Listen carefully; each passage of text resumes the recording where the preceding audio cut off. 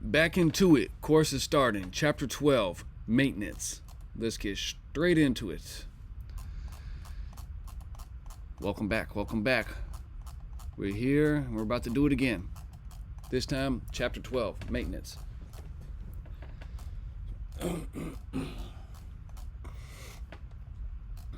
Maintenance, then we get to go into technology, brands I endorse. Then we can start peeling back the onion on own authority and getting into the specifics of how I do that and how to do that and different methods and tips and tactics that I want to share with you. Excuse me. So chapter 12, yeah, this pretty cool picture right here. This is Merit step box I have, and some maximizer half fenders. Look really nice. And believe it or not, I actually got this box out of a salvage for like $200. It had a little bit of cracks and stuff in the back, but I was able to JB weld it, fixed it up, polished the box for like $40, brought it back to life, and ordered a new handle from Merit and a new faceplate. So all in all, about $300 for that box, which is that's a big box, about probably $800 box, give or take. That's the story on that. Chapter 12, maintenance. This one subject of maintenance can easily become a book of its own. I'll do what I can to sum it up in the most effective way possible while giving you the direct knowledge that can be hard to get or take years to collect. How you maintain your truck will have a lot to do with your success. Next to fuel, maintenance is one of the biggest expenses in most trucking businesses. You must develop a keen sense of how your truck works, how it works and operates, right? You need to be able to spot little issues before they become big issues. You need to develop the confidence and skill it takes to work on your own truck, or at least eventually work on your own truck, right? You need to begin to buy and collect the tools you need to work on your own truck. You need to pay attention when other truck drivers are working on their truck, and also be paying attention to what the mechanic does when you are paying somebody to work. Right? So these are some of the requirements of just really learning of all this fast. Now, of course, nobody needs or has to do anything, but this in red, and these words "need" are used, on purpose in this case, okay? Because this is what's really going to catapult your experience and confidence in trucking, is doing these key components I just mentioned. Which we've already been talking about this some and learning how to drive as an owner operator. So you're already getting more familiar with this to even get here in the first place, right? So let's just keep it moving. The more information, tools, and experience you gather, the better it will be for your success, right? It's like really basic mathematics when we look at it. X plus y equals this one number. The more we take X out and we know what X is, then we can do the math problem better, and that's what we're doing. When we get ahead of maintenance, we're getting ahead of that variable, and we're making it less of an unknown and more of a known thing. So don't be afraid or intimidated to work on your own truck. In my opinion, working on a big truck is easier than actually working on a car, because with a big truck, there's a lot more room to work on. There's a lot more room to work compared to the tight engine areas and low clearances of a car. There are so many YouTube videos up when it comes to mechanics. So I even have a YouTube channel up that I started years ago, and here's the link to it if you're not already knowing about that. Andrews _method. I have repair videos on my channel. So if you're faced with a mechanical issue, search YouTube and see if a video's already up. I've done that a lot over the years. And YouTube was really just getting popular. Well, I don't want to say popular, but like more accessible. Probably in my first years of trucking. So it was really nice timing for me, because I got to fix a lot of things, because the more and more people contributed to YouTube, the more content was there, and I was able to learn a lot of stuff on YouTube over the years of how to fix stuff. And like I said, on my channel, I got fix-it videos around the N14 and different things that I fixed over the years, and I just pulled the camera out to film it. When I started my trucking business almost 10 years ago, I did not have any mechanical skills. I was one of those kids who wouldn't even check the oil in his own car, right? That was me. I wouldn't check the oil in my own car. I would just drive and go. It wasn't that I didn't have any sense per se. I just didn't really need to learn or understand the importance of mechanics yet. I'm young. Seems like time lasts forever. Just get this little car and it'll last and stuff like that. I don't need to check nothing on it. But fast forward to trucking, I quickly learned that if I wanted to stay in business, I need to learn mechanics, and I need to learn mechanics quick.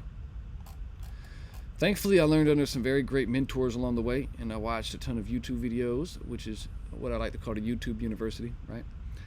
I remember the first big repair, or what I thought was a big repair, was Raw's EGR tune-up. I watched this video over and over again until I was confident enough to do it myself. And here's in the ebook version, there's a link right here, this orange link to the 1 through 6 video series of how to do your own EGR tune-up. This is especially helpful if you have a Cummins ISX 870, 871, well, even 870 a little bit, but 871, 2250, and 2350. But even on the Detroit Motors, and I think you could watch these videos and get an idea of what he's doing and why he's doing it. I even had a step-by-step instruction sheet that I made like on a piece of paper, like on a notebook, and I kept it with me and I put it up on the truck, and I was like, okay, so first do this and take this bolt off and this, and it's a 12 millimeter or whatever. Like, I was just like, all right, here we go. I'm about to do my first big job. And so here in the green, I just want to be motivating and just say this much. If I can come into trucking with zero mechanical skills and learn to do what I've done, I think you can too. All right. Some of the jobs I've done myself over the years are fan clutch, oil pump, starter, batteries, electrical troubleshooting, electrical fixes, ABS sensor, brakes, brake pads, brake drums, S-cams, overhead valve adjustment, hose repairs, air and fluid, oil changes, grease jobs, sensor replacement, EGR tune-ups, air compressor, fuel pump, oil pan, piston coolant nozzles, shocks, lights, air dryers, coolant tank, air leaks, slack adjusters, brake hoses, relays, fuses, air solenoid, exhaust pipes, mufflers, the whole exhaust route piping actually, right there, exhaust pipe, mufflers, toolboxes, step boxes, differential fluid checks, ABS module, ABS testing, brake adjustments, clutch adjustment, belts and belt adjustments, tensioners, fluid leaks, and etc. Okay. As you can see, that really only leaves out internal motor work and driveline work. Those are about the two only types of jobs that I outsource, in certain suspension jobs, which yeah, I do. But I do have direct experience in Sorry, skip the page here. I do have direct experience in motor internals though, because I spent 2 weeks every day on the job of rebuilding my ISX right here. See, when I rebuilt my ISX motor on my first truck, I was completely involved from ordering all my parts down to torquing my own head bolts. That experience really gave me X-ray vision into my motor's internals. I was on the job every day, from the disassembly to the reassembly.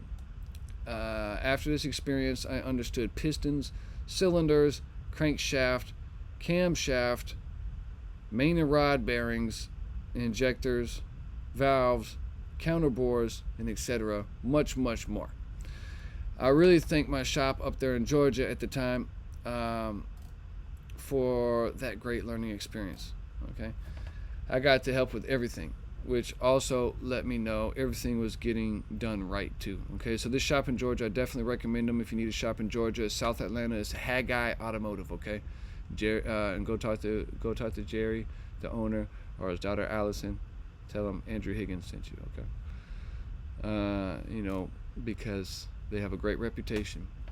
That's why I sent you, and they've earned their reputation. They've done a lot of great work. They know what they're doing. Real problem solvers. Jerry's a real journeyman mechanic, and this is in Griffin, Georgia. Okay, it's like South Atlanta. Which leads me to my next point. Nope, I got ahead of myself. I got to help with everything, right? Which also let me know everything was getting done right as well, right? As we're already talking about in shops and part stores. Okay. So this leads me to my next point. The more you know and experience, the more you know the job you pay for is getting done right. And as a business owner in trucking, you have to make sure that the people you pay are doing the job right. Directly, indirectly, casually, however, and it gets easier with experience. Trucking repair bills can be very expensive, right? So we want to make sure that we are getting our every dollar's worth, okay? Sometimes I go a little overboard in this department, but I'm a pretty frugal, very frugal person. I have been very frugal. I'm pretty frugal now, but very frugal person. I'm still frugal. And I have to know I'm getting my money's worth, especially when it comes to getting my money's worth, right? If you have a repair that you're about to pay somebody to do, make sure that you research it. Someone like either YouTube or go to this link right here. I keep on mentioning this truckersreport.com. Just research your repair before you even call or go into the shop, because the more you know the part names that are involved in this repair or the process of the repair, that in order to change the air compressor, or like the oil pump, then the power steering pump has to come off, and or whatever it is, just different little things. The more you're familiar with the process, the better. So you can talk a better game, and you will get more respect from the people inside the shop as well. The more respect you have, the less likely people will try to pull a quick one and just do fair business and do well business. Okay, well business, great business. I suggest buying the repair manual for the motor that you own. So for me, I own a Cummins N14. So I own the N14 repair books too. I keep them in my truck. The repair books are the same ones that they use for reference in the big shops, except for nowadays it's mostly digital in the computer, on their computer, but it's the same troubleshooting trees that they use in the big shops. Right, like I said, same information. You'll get the step-by-step instructions on how to install and uninstall parts, and like troubleshooting for definitely for like electrical troubleshooting for faults and wire diagrams. You'll get torque values for the jobs that require certain torque downs, and like I said, you'll get the important wire diagram info. These books are a must-have in my opinion. Usually they can be found on eBay and in different places online. You can probably buy straight from the dealer or manufacturer, but it'll likely cost a lot more. And so check out this link right here. Well, before I get to that, I'm just going to say that it's going to be different. Like if you have like a brand new Volvo with a brand new Volvo motor, it might be more difficult to get the books or to get the programs, but definitely up until probably about 2012ish, 16. But I think even then, Volvo, like when a manufacturer like Volvo or PACCAR put a PACCAR motor or Volvo motor in, I don't think they really let many of those resources went. But if you're having like a Peterbilt and a Cummins motor, you should be able to get the information for a Cummins. You should be able to get the book on it, or go into Cummins Quick Serve. And I think we'll talk about Cummins Quick Serve more. But it's a little bit different, but it's definitely a lot easier with Cummins motors to get this information. But if not, you can still go on eBay and look around and try to get this information if you can. But we'll keep going. I have other solutions too if you're not able to find the book. Like namely getting like at least like a J Pro, or maybe like a knockoff J Pro, or I don't want to suggest doing that, but just some way so you can read fault codes and get troubleshooting trees. All right. So this link right here will be especially handy to you if you have a Generation 1 Volvo. A Volvo VN or VNL 64T or something like that was made before 2004. This is this website right here has pretty much all the schematics for the wire, for internal wiring up to the motor. So like my books, like my Cummins books will cover me all on the Cummins side. Then like this right here covers me on my Volvo side for wiring diagrams. So if you can get your hands on stuff like this, it's very, very cool. Sometimes Peterbilt and them, they'll want to just charge so much money and not even give you a complete set, like $75 for the AC circuit, $75 for the starter solenoid circuit. So, but if you can get your hands on like full schematics and troubleshooting books, definitely I advise doing that, and get them on, especially if you can get them for a deal. They don't have to be completely authorized or whatever, as long as it's got the information in it, because some of this stuff is just way overcharged, so if you can find it available, I suggest that you just do what you think is right.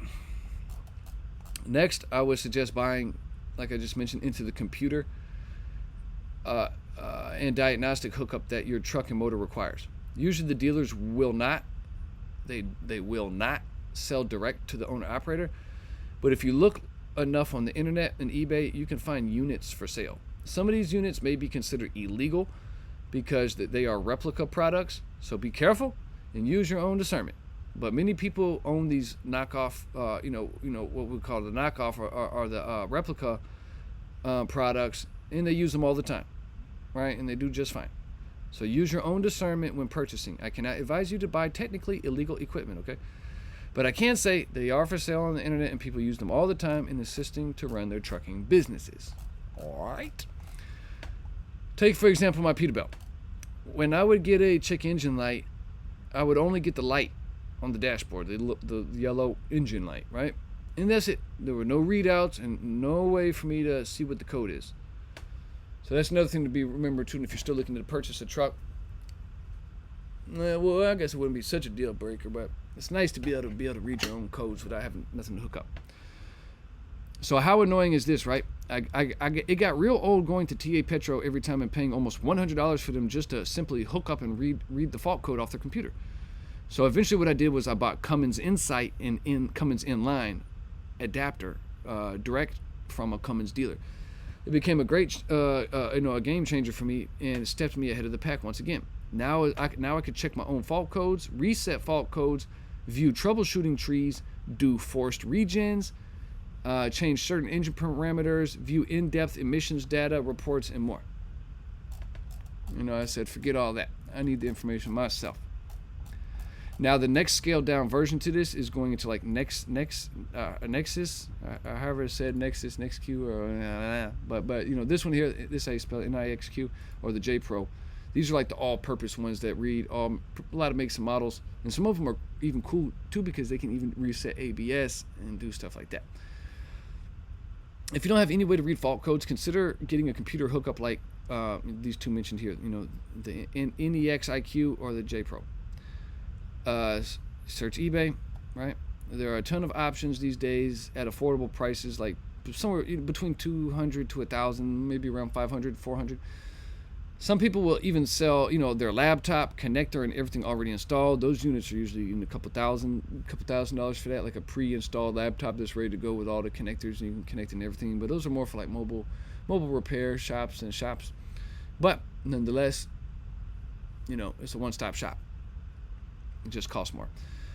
Many of these devices can also scan transmissions, ABS, and etc. Yeah, I don't use one right now because my Gen 1 Volvo has a really nice diagnostics section and screen built into it. So inside this section, I can visually see and read fault codes and etc. I can test my ABS system and get exactly which position wheel is acting up or whatever. So if you only have a check engine light and no way to see what's going on inside, seriously consider to buy a scanning tool of some kind. It will save you money just from not having to pay the $100 to have somebody come read a code, and the time that it takes to, sometimes you even have to wait in line to get a code read sometimes. And it will also make you more self-sufficient and allow you to rely on yourself more often. If you have a Cummins motor, consider setting up a Cummins Quick Serve account. And here's the link to how to do it. I'm not sure if they're charging anything anymore or now or something, but it does look like you can still open up a free account in the link above. I'm still grandfathered in from years ago when it was free for like 5 engine serial numbers, but just through this link on the ebook, this right here in the orange, it does seem like there's still ways to get a free account, but it's super valuable. I definitely recommend doing it. With Cummins Quick Serve, you can access all the good stuff I mentioned earlier that's in the books, the wire diagrams, troubleshooting steps, service procedures, plus part numbers. Knowing part numbers can be really helpful too when you're shopping around for competitive part prices. Sometimes certain stores, they'll ask them how much this part costs or whatever, and they'll tell you, but they won't give you the part number to go to another store.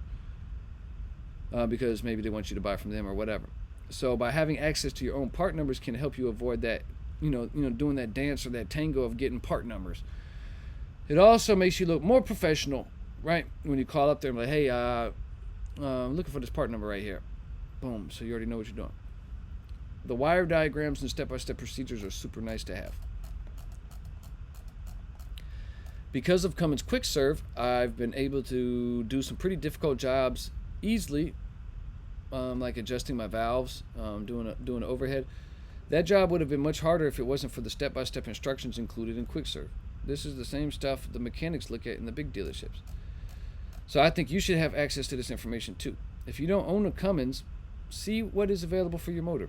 You will need the book and or hookup software / diagnostic scanner of some kind. Some type of insight into what's going on. Because you want to be able to have access to this information. You want to know what's going on inside your own motor without having to get outside help every time and spending money on every little check and problem. Let's continue.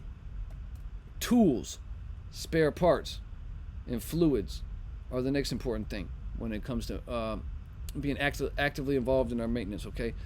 Tools, spare parts, and fluids are the next important thing. Impact guns, sockets, deep sockets, big hammers, breaker bars, wrenches, pliers, filter wrenches, extra belts, extra sensors, nuts and bolts, fuses, relays, and etc. I have taken pictures of all the tools I carry with me on the road, and these pictures are in my book titled My Tool List. It's available, and it's inside the bundle. Okay. I will continue to stress this, but the more tools you carry, the more potential you have to get yourself out of a bind. Carry as much tools as you can carry in an organized way. I even made a place where I can carry 3 5-gallon buckets in an organized way in my side box on my passenger side, just in case I need to drain my coolant to make a certain repair.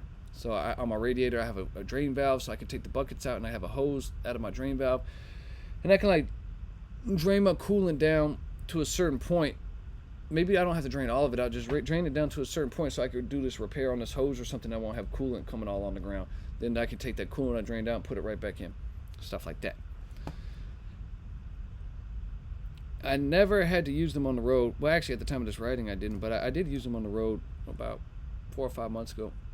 I had some coolant line, actually, I needed to do a little repair on, put some JB Weld on, and I lowered the coolant level with those buckets. But I have them if I need to, right?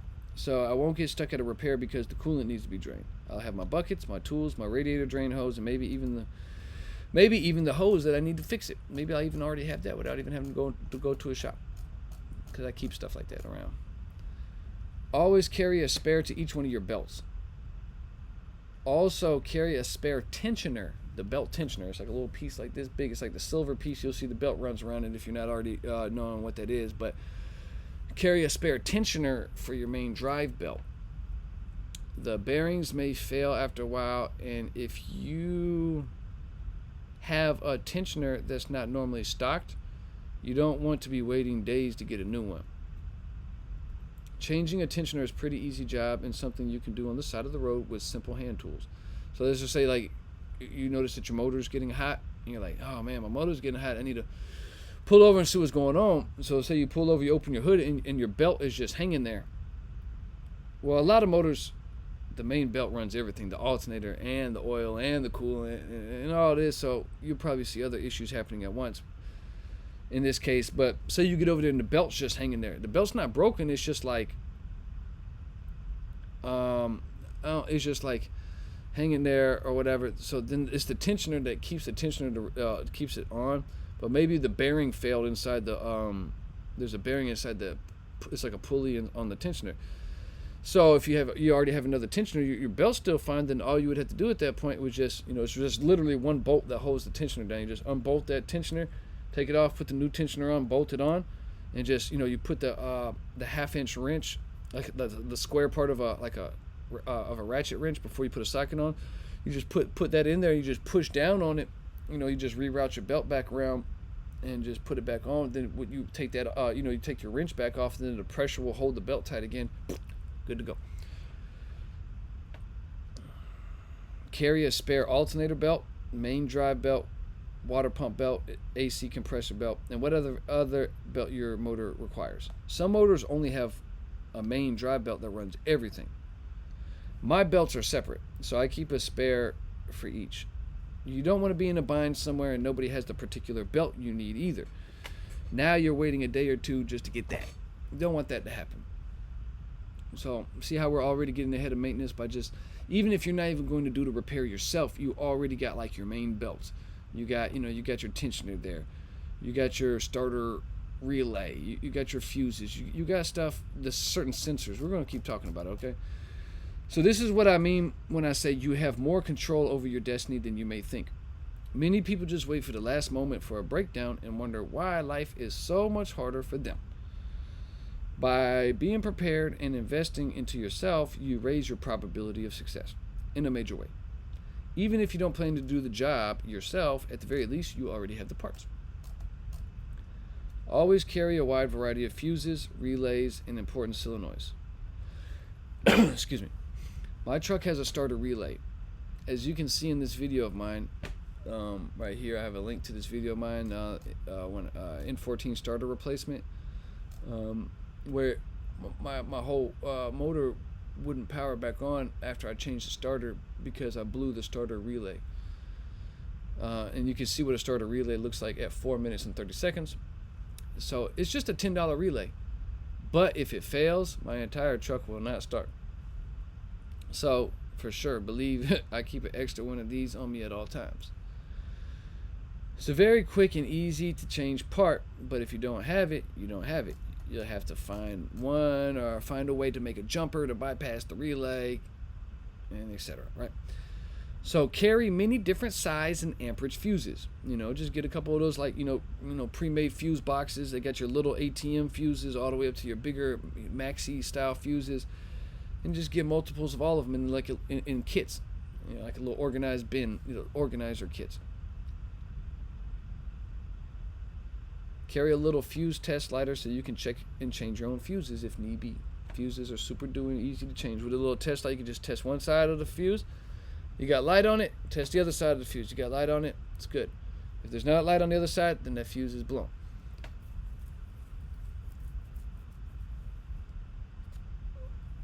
Take a look into your fuse and relay panel and see what your ignition relays look like. Now you might have to take your the cover off, and it might have like a wire diagram in it, and just look for where it says ignition relay, and it's going to look like a little square, like a little block house, like a little building. And so once you look at the the diagram, which I like to call them, like it's like a map. Once you look at the map of where it's at, you're like, okay, boom. So these three are ignition relays. So then you can even pull one out and pull the other one out. Of course, not when your truck's on, just on downtime at home or something. You can look at the plugs and see if they're different, and if they are different, then just bring all three with you, and if not, just bring one of these different, and just go to your parts house and be like, hey, I want to get like 2 or 3 of these. So that way you have backup ignition relays, because if those relays fail for some reason, you're not going to be able to get the signal from your key to your starter to power the motor. So that's a nice one to also have on deck as an option. Excuse me. So, like I said right here, when you get the time, pull that relay and go match it up at the parts house and buy a couple for backup. I think it's a great idea. A lot of maintenance issues can be prevented or drastically slowed down due to your driving habits. As I mentioned in my How to Drive as an Owner-Operator chapter, the faster you drive, the more vibration you create. The more vibration you create, the more everything on your truck and trailer gets rattled, and boom, da boom, da boom, da boom, da boom, da boom, da boom, da pump, pump, pump, pump, pump, pump, pump, rattled. Right? The more vibration and pressure you put on your parts, the quicker they will get worn out and need replacing. So you can save yourself a lot of trouble by just driving in a more easy fashion. Slow down, don't drive over big potholes, slow down for speed bumps, don't come to quick stops, don't lug your motor going up the hills, don't idle your motor if you don't have to. Let your motor warm up for at least 15 minutes before driving, and allow your motor and turbo to cool down for 5 minutes prior to shutting down your motor. When you turn easy, and not too sharp, and make those wide turns. And when you're the one paying for the trailer tires, we got to be more conscious of how we turn and how we back up and how we do U-turns and stuff, right? We got to take those wide ones so we don't just take all the meat right off our tires sooner than it needs to be took. You got to make your trailer tires last as long as possible, yes? If you have an emissions truck, all right, now this is where we've got to really listen. We're going to talk about emissions, okay? So this is the part about emissions we need to talk about. I'm going to give you a better idea, a better picture, especially if you don't have a large introduction into what's going on with emissions. So if you have an emissions truck, 2004 and later, you need to really know how your emission system works, right? And what you can do to stay ahead of its problems. And as I mentioned in detail in my Which Truck Should I Buy chapter, 2004 to 2007 model motors were not that bad. They were decent. When it came to emissions, they only had the EGR valve. 2008 begins until 2011. These are pretty tricky trucks to own because that's when the new introduction of DPF, DOC, and the dozer injector, also known as the after treatment injector or the seventh injector. This is the little injector after the turbo. It's the little thing in there in your exhaust pipe, and it sprays a little piece of diesel fuel, and it travels with the exhaust to your filter out there, the DOC filter, and your DPF to help make a catalyst that gets hot enough to burn the soot that it collects. These systems were new and not fully tested for longevity. In 2012, motors became equipped with SCR. Okay, so moving on, in 2012, motors became equipped with SCR systems that utilized the DEF. So by 2012, manufacturers were getting better at the DPF and DOC side of things, but now they had to deal with the new regulations requiring action like DEF. It seems after the year 2018, the emission systems finally got sustainable enough to build a business around, but I still don't see the need to even gamble in that market as a solo owner operator. A 2004 to 2007 truck, maybe, and after 2018 truck, maybe, but I don't want to gamble really on any trucks that are in between those years. And if you do have a truck in between those years, it's okay. We're gonna have to work through it. Okay, you're gonna have to work through it, and it's gonna require a little bit more work. We're gonna talk about it. I really despise emission motors. They are, in my opinion, just not good for business. Sure, you can get up the road in an emissions truck just fine, but there's just too many variables that can shut the truck down. That I don't like that. I don't like having that many variables that can shut the truck down. And if you don't really know the system, the shops will want to eat you alive for money for mediocre repairs that don't even really fix your problems. I spent so much money on my 2009 Peterbilt with the ISX. I don't know. All said and done, probably somewhere between, half $100,000, over $100,000 in that truck, maybe. Partly because, probably at least, I say at least, yeah. Yeah, and mostly, one way or another, just, I don't want to say they're all directly emission related, but partly because I didn't know what I was doing in the beginning, okay? And partly because everything emissions related is just so dang expensive, all right? Expensive. I had $6,000 jobs, $5,000 jobs, $3,000 jobs, multiple times, all emissions related, sometimes back to back, over and over. Then to top it all off, the soot produced in this motor drastically lowered the lifespan of it. So by the time I got it running nice and right, I basically needed a new motor rebuilt because of the soot, made by the emission system. The soot just caused so much friction within the moving parts of my motor. And the soot every emissions vehicle is producing soot in the motor to some extent. I could pretty much put that blanket statement down. Because all that the hot exhaust gas for circulation, when it's coming back around, what's supposed to be exhaust, it gets breathed in as intake, and that hot air mixes with the oil and creates a particle a soot particle. I did eventually learn ways to get ahead of the soot issues or avoid them altogether. One of those ways is getting an AmSoil BMK-30. All right. And here's my Amazon affiliate link to it. No, it's not Amazon affiliate link. This is just a regular link straight to AmSoil so you can see it. These aren't like crazy expensive, but if you have an emissions truck and you're running it and it's, it's not deleted or anything like that, and you're just running it straight up stock, definitely I recommend getting one of these big, huge bypass oil filters as soon as possible. So that way this will be what's collecting most of the soot out of your oil. And you only got to change these filters like maybe twice a year. Once every 70,000 miles or so, or once a year, give or take. 70,000 miles, so once every year and a half or so, or something like that. If you haven't read the whole chapter, or if you haven't went through the whole module of which truck should I buy, definitely go give it another once over. I talk about this subject in great detail. So let's get to it, right? How does this emission system work? How does it work? This is page 23, all right? So come back to page 23 when you want to read this slower and read it, with your own words and in your own mind, okay? But I'm going to get straight to it. Traditionally, before we had EGR, right? Before we had any emission systems on the trucks, traditionally, our exhaust smoke, the pipes that come after the turbocharger, the exhaust, was sent straight out the exhaust pipes and into the air. This is what a pre-emissions motor is doing.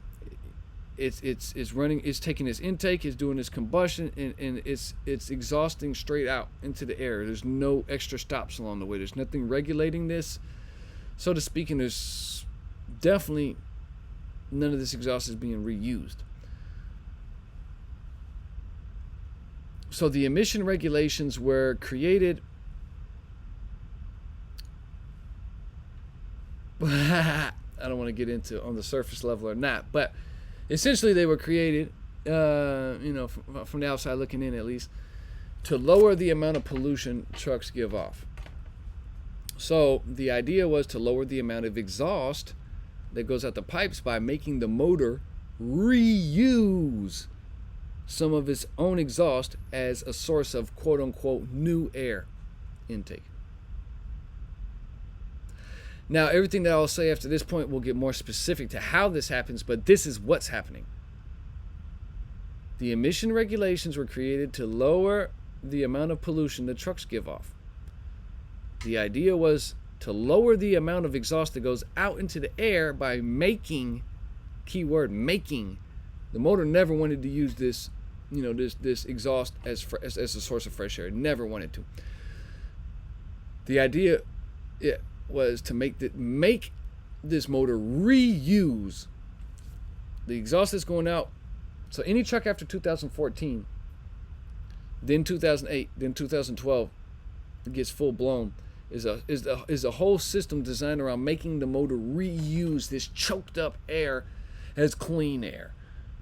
And so it mixes with the oil, makes the soot, so the motor has to it doesn't get complete fresh air to do its job. It's getting dirty air back into it, and it's got all this extra junk added onto the motor to make sure that it can force the motor to do that. EGR valve opening up and down, EGR cooler so it can cool off the hot exhaust coming back in. It's just ridiculous. Okay, so as long as you get the concept of this, you'll understand the specifics that we're about to get into. Is that they wanted less smoke to go out the pipe, so they decided to make the motor reuse some of that exhaust as a source of new air, because the motor always needs new air to keep going, right? But after 2004, it didn't get new air anymore. Well, it still got new air, but it got new air mixed in with old air. Instead of putting all the dirty exhaust out into the air, some of the exhaust was to be recirculated and used again as clean air. This is what the EGR valve does. EGR stands for exhaust gas, right? We're talking about this exhaust gas going out the pipe. Recirculation. Exhaust gas recirculated back into the motor. That's all an EGR valve is. No extra mystery to it. It's just opening and closing to allow certain amounts of exhaust gas to be recirculated back in as what? Intake, right? So the EGR valve is a component you'll get to know eventually if you have any emission system. This valve is what allows the dirty smoke to come back into the intake manifold as quote-unquote clean air. By using exhaust as clean air, soot creation in the oil becomes a common thing. Oil is supposed to do what? Be a clean lubricant, right? It's supposed to keep all the metal pieces lubricated. So when hot, sticky exhaust gets mixed in with the oil, little particles of soot begin to create little chunky pieces of like carbon deposits, like little soot pieces. And then they're just in the motor, right? So now it gets introduced to different places of the motor. Eventually, like say you got your valves running up and down on your cylinder heads very fast, up and down, or you got your cam opening and closing, injectors all day, but you got these little soot pieces getting into where those need to do their job, and now it's scarring up the finely tuned pieces of the bearings that hold it in place or whatever. So now the cam starts to now it's not as tight as it is. Over time it could start doing, we had this going on in all different parts of the motor, so we're drastically lowering the lifespan of our motor and causing, then you get your crankshaft pushing your pistons up and down, and those are getting scarred. Now you're getting a little off balance where you're moving your pistons up. Now now it might drop a line or lower a head gasket or something, because all that needs to get lubricated. So remember the AM Soil BMK 30 filter I showed you. If you're running an emission system right now, it's okay, but get that filter so you can keep this soot out of the place.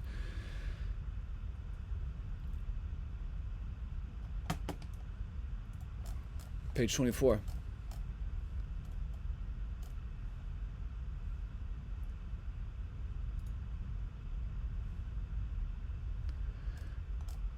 So like I just mentioned, finely tuned moving parts like camshafts and valves get affected the most by the increased friction that this soot brings.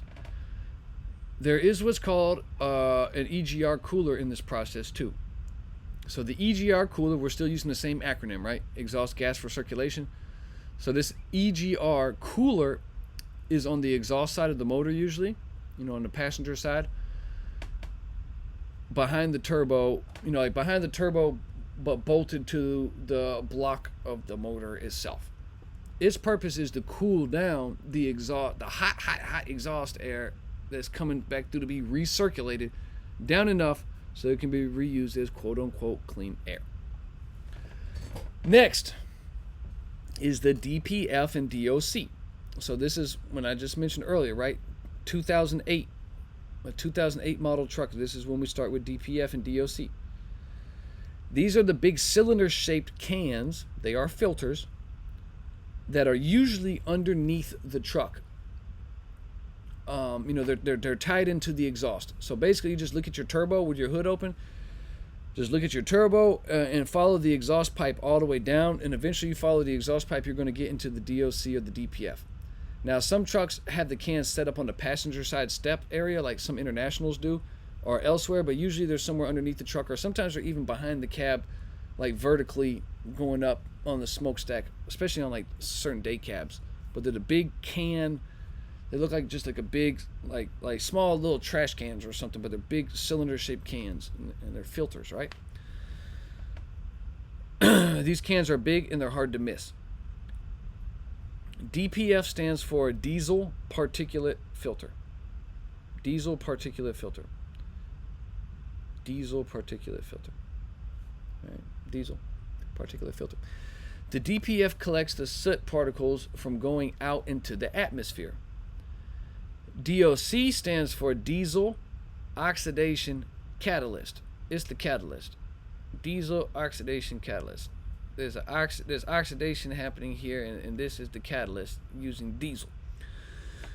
The DOC is physically in front of the DPF and in order, and in the order that it processes the exhaust. So it goes from turbo, exhaust pipe, DOC, then DPF. The DOC comes first, then the DPF. The DOC is like a big catalytic converter.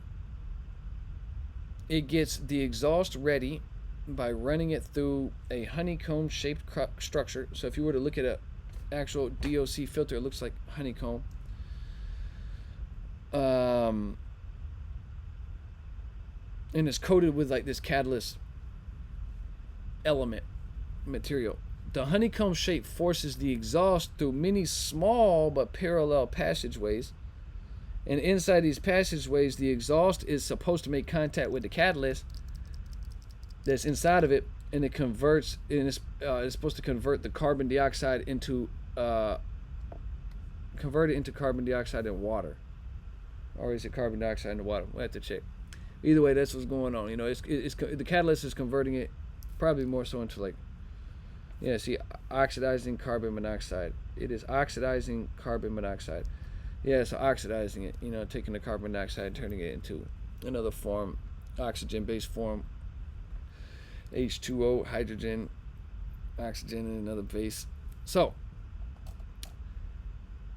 it's passing through the DOC there, right? Boom. Then the DPF is right behind it, and it collects the oxidized remains and attempts to burn it off, which is also called soot there too. So I guess it's not turning into too much water. I don't know. But you see what's happening? And so really before we even get there, we got the turbo.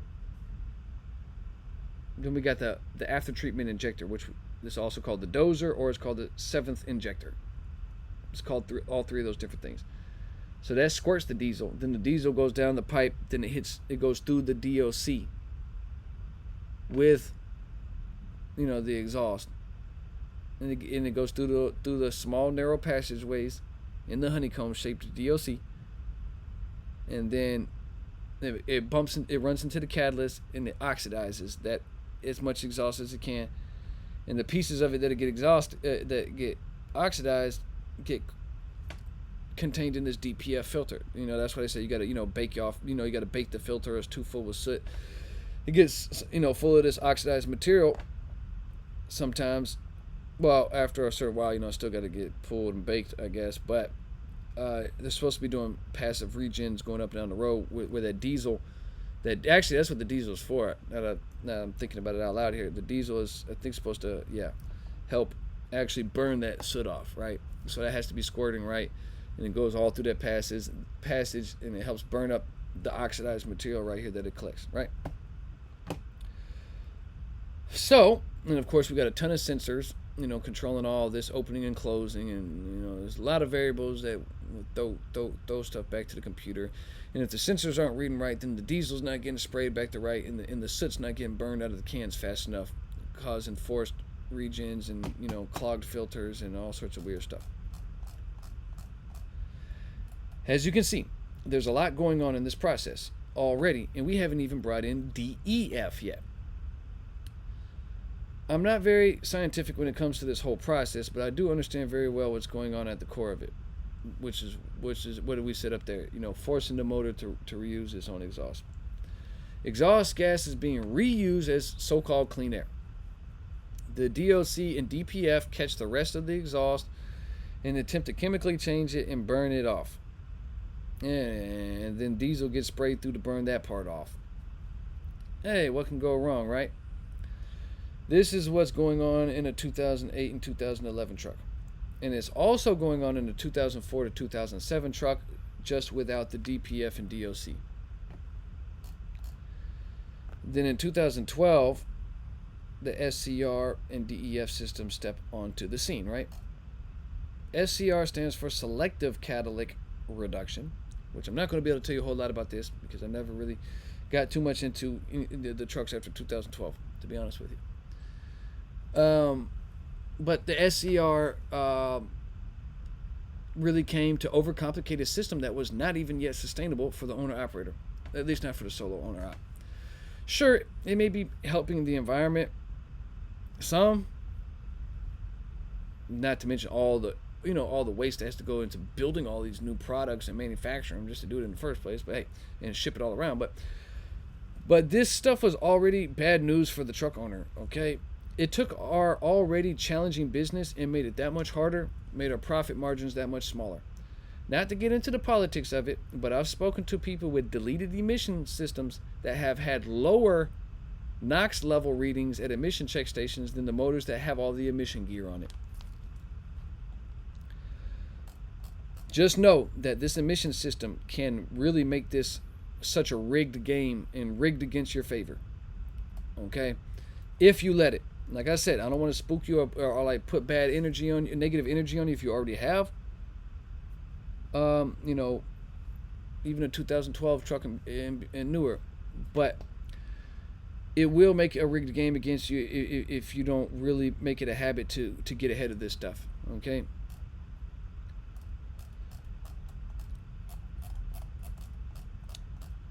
So let's just look at when a truck does a forced regen because the DPF is so clogged up. Just look at all the smoke that it puts out into the air.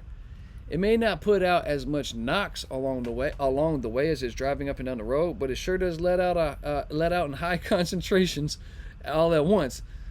So, you know, hey, but as an owner, you have to take special precautions to make sure these emission systems do not put you in a financial ruin. Okay?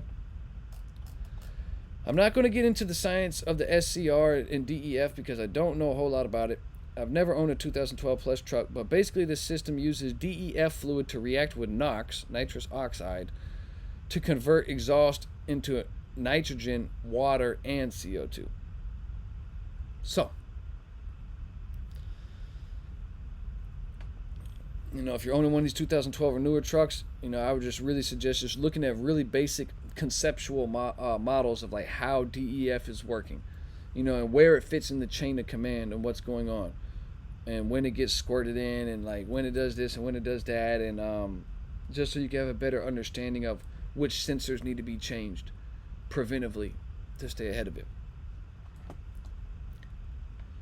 So let's talk about the light at the end of the tunnel, though, which is let's talk about ways to stay ahead of these emission issues. Okay, if I owned an emissions truck, I would do an EGR tune-up once a year or once every year and a half to 2 years tops. And here's a link again in the PDF version to the Roz's EGR tune-up videos 1 through 6. And Roz, for the record, he is the inventor of the EGR tune-up. He is the man, you know. Very thankful to have him as a mentor early on. You know, a lot of us would have been out of business a long time ago if it wasn't for this man. So just remember that whenever if you're on his website, Roz, or hear of his name, he is a legend. He helped a lot of people get through to the other side, kind of like Morpheus in the Matrix and stuff. Okay, like what I'm doing now too in its own right. I've had the honor of meeting Roz in person multiple times, and he is a great guy. Okay, we ate falafels and had a great time. He's very talented in many different niches, so give thanks to this guy Ross. He really got us started in a great direction. But you know, he was doing all sorts of stuff before trucking. He was like, you know, big time like machine program engineer, like on big lathes. Like he was really familiar with like, you know, certain elements of like, you know, computers and coding and 3D printing and building stuff, mechanics. Like, yeah, Ross would pretty much take apart anything and figure it out, put it back together, and make it better at the same time. So to do this whole EGR tune-up cost about $300. Now this EGR tune-up is one of the best things you can do for yourself if you're having one of these motors, an emissions motor. Okay, it'll help make sure that your filters are not clogging up.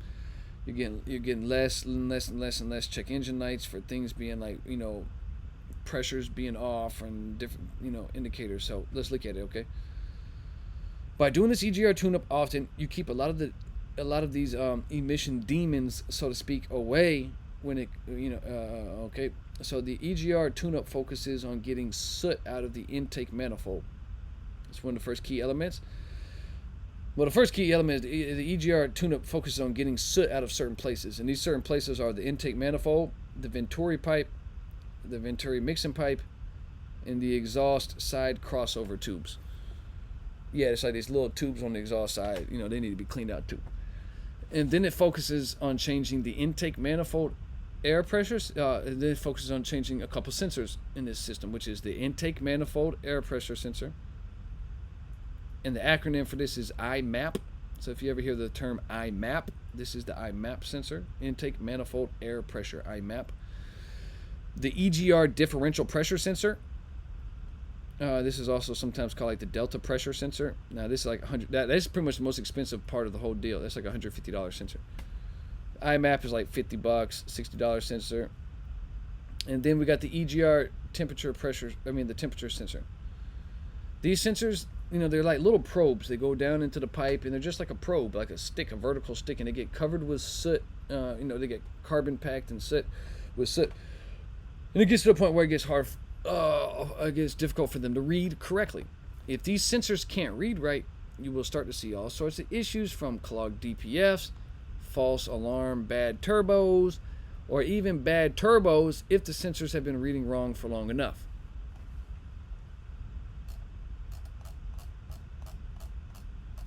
Because if you think about what sensors are doing, they're actually sensing what's going on in the system.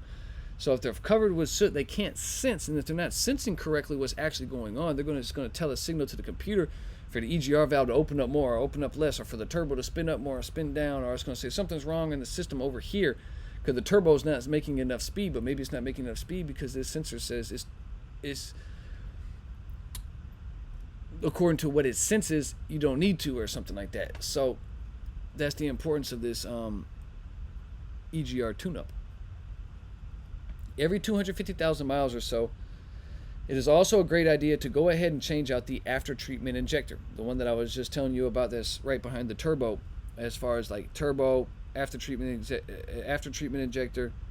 You continue the exhaust out to the DOC DPF. So this is, remember I was also saying it's called the dozer valve, or also the 7th injector, but more so in the parts houses they're usually considered after treatment injector. This is, of course, what I've been saying, that sprays the fuel that gets used to clean the DPF down there. If done right, you can clean the injector tip instead every couple of years until you need to change it, because it is a little tricky to do it yourself. You have to drain down the coolant and etc., but it is possible. It's not a very expensive job to pay someone to do, maybe 5 hours in labor, so probably about $500 plus, plus parts. I forget how much the 7th injector is. Probably right around $1,000. But this would be something wise to do. Right around the same time, you're changing the differential fluids out or whatever, like once every 250,000 miles or so. So maybe once every 3 or 4 years, go ahead and just be like, on some home time, buy the part, take it to your shop, say, hey, I just want to go ahead and change this out. Every 600,000 miles or so, the exhaust back pressure sensor will start to not read right. That's kind of the lifespan of it, about 600,000 miles.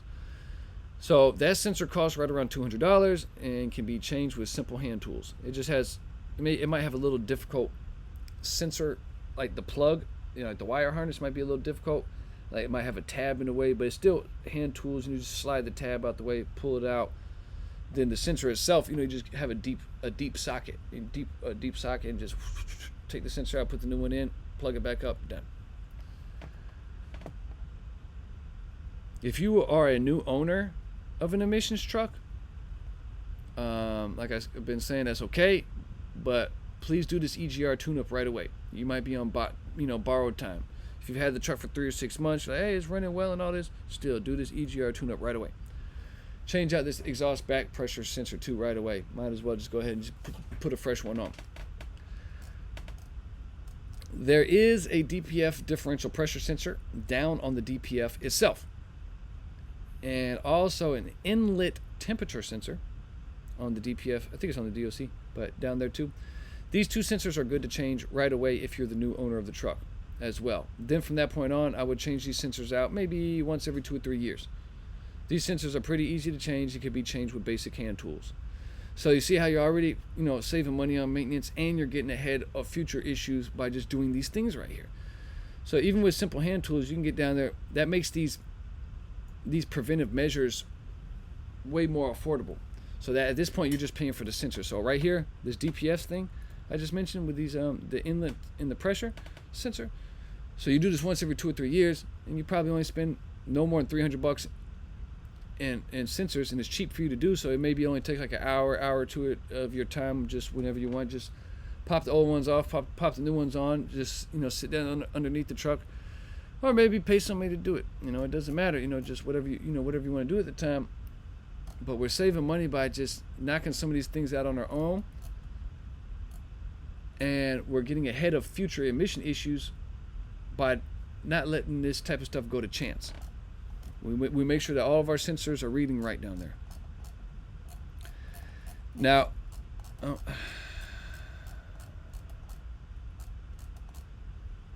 don't know if I'm going to talk about this part too, but you'll see in the videos. Just watch Roz's videos of how to do this EGR tune-up, because he'll show you, the intake manifold comes off. Now that's a little nervous in the beginning, like, wow, I'm going to take the whole manifold off. But you take off the little piece of that it is connected to, and it's connected to.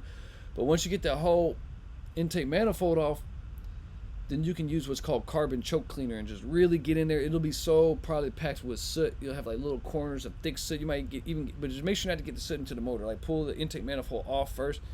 Then once you have it out, you can scrape at it, do whatever you need to do. But that carbon choke cleaner will get a lot of that out. Then what's connected to your intake manifold is your venturi pipe, and then your venturi little mixing pipes. So those mixing pipes are really important, because that's where it goes off to the EGR valve. So it has to be able to read right to the pressure. So taking those out and making sure they're all clean so they can do what? Breathe. Okay. So I just want to say that for the record, but you'll see it in the video. So that's what I'm talking about here, about taking these pipes off. So those pipes get took off. It's a two-part thing. We're taking the pipes off, getting the soot out of it where it can breathe, and then we're replacing the sensors so we know they're reading correctly.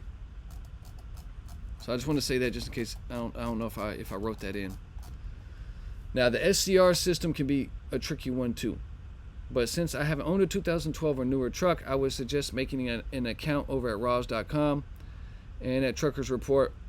But I assume the same precautions need to be made. Change the sensors out that are DEF and SCR related every year or two. If you just got your truck, consider changing these sensors out ASAP for good measure. I think there's also a DEF pump and a couple of other extra parts. So I would look into the websites above and study your unique SCR and DEF system. Study what you need to do to preventively stay ahead of unnecessary breakdowns. So I know it might sound like I just said a lot there, but Roz has his videos up, so you can watch the videos to get a visual. And then you can just go back and read these pages here, 28, 27, 26, to get the names of the actual sensors, if you weren't writing them down, or if you're like driving right now and you're listening to this. But definitely EGR tune-up's the way to go. It may sound like overboard to change these sensors every year or two, but in the long run you are playing a very important role and proactive part in keeping your emission systems away.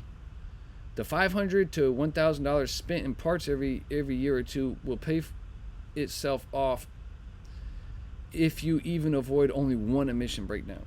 Then we add in like the after treatment injector, probably $1,500 or so. But even that, $2,500, and that's you only change that once every 3 years or so. So it's mostly going to be like $500 to $1,000 every other year or so. So even if you avoid just one emission breakdown, especially if there was a tow involved because of a D-rate, derated because of this emission stuff, you already made your money back plus more. Not to mention, if it was way worse and throwing false codes for bad turbos, or actually wreck your turbo, or do this, or crack an EGR cooler, or do all these different things because it's not reading right, then you definitely got emission problems. So this is why I so much EGR say the EGR tune-up's the way to go. Shout out to the man who made it, Roz, right? So it's always great to be proactive for the most part, right? Especially if you have an emissions motor. If you have one of these emission motors, seriously consider buying a high quality bypass filter, like I mentioned earlier, such as the BMK30 heavy oil bypass system. And here's the link again, okay? BMK30, really easy to remember. BMK30, very important to own one. This will help drastically cut down and lower the amount of soot you in your oil. These filters last quite a while into that 80,000 mile range. You may need some help getting this installed, as it usually requires maybe like drilling a couple holes in the frame.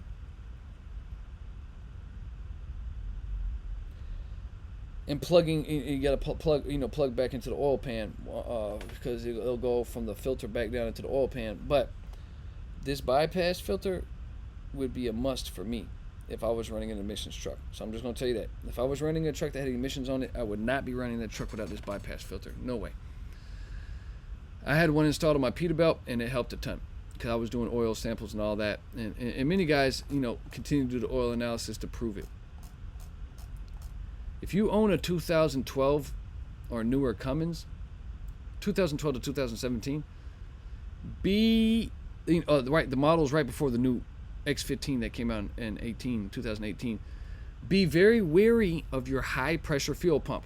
If you got an ISX 2250 or 2350, if your truck is a 2012, 13, 14, 15, 16, or 17, and you got a Cummins ISX, be very wary of what? Your high pressure fuel pump. This is a big warning I need to give you. If this is your motor, or if you have a friend that has one of these motors, and for some reason they don't know about this, put them on alert. It's right here on page 31 in the PDF version, on the ebook version. This pump has ceramic plungers. I think it's 4 plungers that go up and down, and they operate under very high pressure. Ting, ting, ting, ting, ting, going up and down all day. This high pressure actually does help with burning less fuel, but these plungers can and will break. These little plungers. There's ceramic, little pieces of ceramic, metal, like pottery, glass type, ceramic. So, where am I at? When this plunger breaks, tiny pieces of this ceramic gets introduced into the oil. And once these pieces are in the oil, the motor is basically over with. Okay, because these little pieces can get into every little small galleyway and access point, block up stuff, choke up stuff, and scar up the cams, cranks, bearings. You got these little pieces of just hard ceramic floating around all over the place and get lodged in something and just, or maybe it's going up and down like oil piston coolant nozzle, and one of them gets through and cling, cling, boom, and it's just over with. Okay. These pieces can even get lodged into quickly moving parts like valves, and it's just nasty. But don't worry, if you have this motor, there is a cure. I'm just telling you to be aware.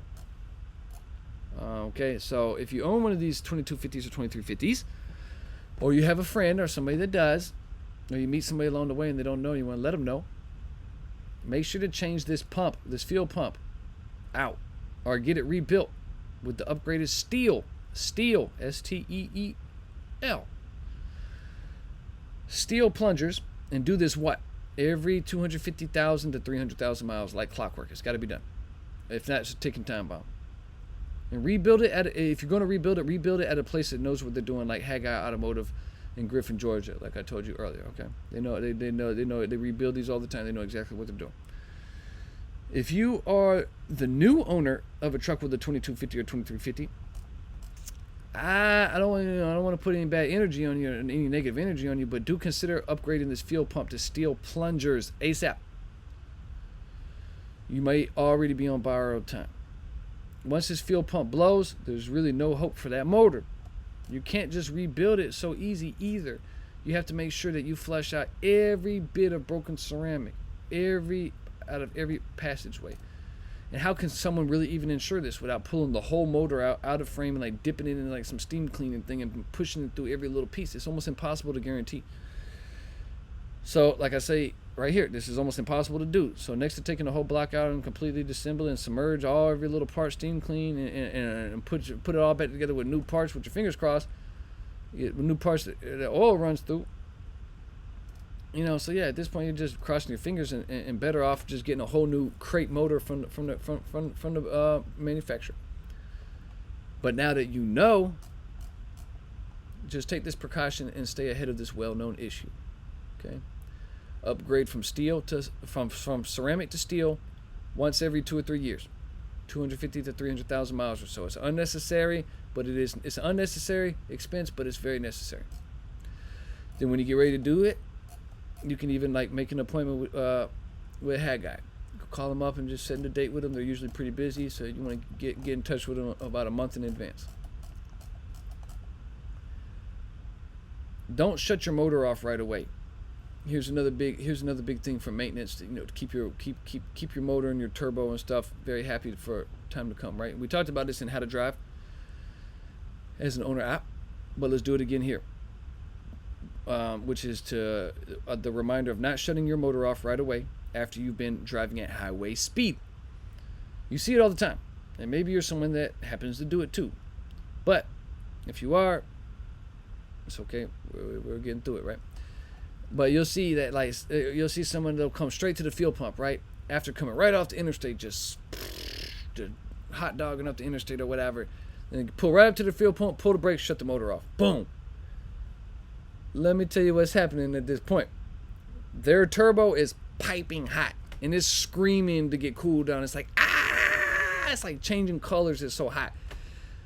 And it needs coolant to cool it down, but but at this point the supply of coolant just got stopped to the turbo. So now the turbo has to sustain that heat on its own instead of getting cooled off. And it just needs like 5 minutes. It just needs about 5 minutes to get cooled off.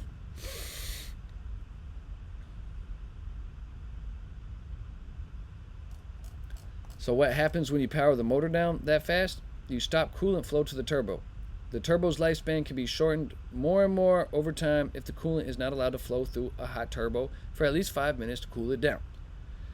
Sure, you might pull up to a guard shack and the guard says, "Shut your truck off," as if he's the one or she's the one paying for the bills, which is really a pet peeve. Which I'm glad I don't get this too much because I don't drive van or reefer, but I know how that goes on van or reefer. You get up to the guard shack, shut your motor down. Like, man, who are you talking to? Doing this from time to time is not that big of a deal, but having the habit of shutting your truck right off all the time is probably not a positive habit at all. Please wait for about 5 minutes before you decide to power down your motor. Give your turbo and everything else some time to cool off. Next, just as important, make sure to warm up your motor before starting off for the day. 15 minutes or so is a nice start. When you jump out onto the interstate to start your day off, ease up to full speed, like we mentioned in chapter how to drive. Just ease up to full speed. Just like your motor needing to be warmed up, your differential oil needs a little time to warm up as well. So just take your time getting onto the interstate if you're just coming from a 10-hour break. Do yourself that favor. You know, let everything warm up, let your motor warm up, and just ease on up to speed. Now, when you make repairs yourself, make sure you do things right, okay? This is actually a great opportunity to do things right. Do what you can not to take the easy or what they would call the lazy way out, or do things half done, This means using plenty of high quality electrical tape when you're doing electrical work, not the little $1 like stuff that falls right off, but like the $3 or $4 like 3M electrical tape, tape it up really well. This means using wire loom to protect your wires. Cover your wires up with plastic, yeah? This means using zip ties to keep your wires from rubbing around on stuff and not rubbing holes in shorts and having electrical issues. This means making sure every nut and bolt is tight when you do a repair. This means making sure the specks of, like little tiny specks of dirt don't get into your fuel or your oil when you're changing your filters out or something. This means fixing things even when you don't want to. This means making sure clamps are not too tight or too loose. And I suggest to always use clamps that are smooth on the inside when possible. They lower the chance of digging into the coolant hose and creating a leak. Because the hoses that just have the circles all around them, if they're tightened too tight, they will eat into the silicone hose and can cause another leak. But yeah, it's just making sure that the clamps are not too tight or too loose. I've had jobs where I pay people to do stuff and I get my truck back and the clamp's too loose and it's leaking later, or it's way too tight and now it's wanting to leak because it's way too tight. This means overall integrity. If you get that little feeling inside, like you're about to get up, you're like, oh no, I should probably do it right. Then you probably should. All right. If your gut feeling is more than likely right, you want to get things done right the first time. If you do it right the first time, you dramatically lower your chances of having to deal with that same issue again anytime soon. This is also what being an adult, being a man, or being a woman, right? Just being mature, being an adult in general, I guess, is just doing things right the first time around. Okay. Plus, this is your business at the end of the day, and I think you probably should, you shouldn't want to do half-done jobs on yourself and on your business, unless you really need to, time constraint, keep it moving. But Generally speaking. This is also true when you pay someone to work on your truck. All right. Keep your presence felt. Be around when they are working on it, and go behind his work before you leave and make sure everything's nice and tight, and make sure everything's right. Make sure the wires are not zip tied too tight and that they are zip tied out of the way. Make sure that the wires are covered and not resting on top of something hot that will eventually burn through the wire. You see, this is quality control, like I was mentioning earlier. This is all about the quality control stuff. You don't want your wires, naked wires, sitting on top of something hot and they're just shaking around and like, or like burn through the wire in this case. So you want to put wire loom and electrical tape and zip tie it out the way or something. So whenever you're down and you see little things like this, you just do what you can to make those little things better here, better there, so it's not likely to cause a future problem later on. Make sure the wires are covered and not resting on top of something, right? We just read that. Make sure that the part you pay, and this is especially true when you pay somebody to do work too, you want to make sure that they put stuff back up right and didn't leave something sloppy or hanging or dangling or a naked wire on a hot surface or something. And it's pretty easy to go behind the work. You know, it'll get easier to do the more experience you get. Make sure the belts are tight. Make sure the new part is completely bolted down right. If there's a certain procedure that needs to be done, make sure that you call in to witness that important part. Something like torquing down head bolts. You know what I mean? Torquing down head bolts on a motor rebuild. I'd really like to be there for that. Especially if it's an out-of-town shop and I'm not with people I know and built relationship with. Page 36. I will keep saying this, but this is your show. You are the boss, and you are the one that has to make sure that things are done right at the end of the day, okay? And if you don't know what right is, ask around and continue to do your research until you do, yeah? This book right here is called that I put a link here. It's called Heavy Duty Truck Systems by Sean Bennett. Here's Amazon link to it, an affiliate link. But it's a great start to learning part names and functions, or how to speed it up. Like, I didn't buy this book until years into the business, and I had already learned the hard way what a lot of stuff was. But it's a cool, college style textbook that'll allow you to really get into knowing like part names and functions and procedures and stuff like that. And it's actually a book it's actually a book still used in some colleges, I think, to train mechanics. So cool. I keep one of these in a hardback copy, along with my Cummins book. I keep both of these in my cab, in my truck. Do yourself the favor and invest into knowing the particulars in your business. The more you know, the less people can fool you, and the more people will respect you, and the more you can do it on your own, okay? Or advise what you need done. Preventative maintenance is almost always going to be better than just waiting until you have an issue. Many people think preventative maintenance only means changing your oil and greasing your truck. Yes, this is preventative maintenance, but it doesn't go far enough. People that are really successful out here stay on top of their maintenance. They look for little things before it turns big. They know certain parts are getting close to expiring, and they change them out before a breakdown occurs. 9 years in business, and I've never been hooked to a tow truck. A lot of this has to do with my preventive maintenance, my driving habits, driving like an owner-operator, and keeping many tools and spare parts with me on the truck. And doing this preventive maintenance, okay?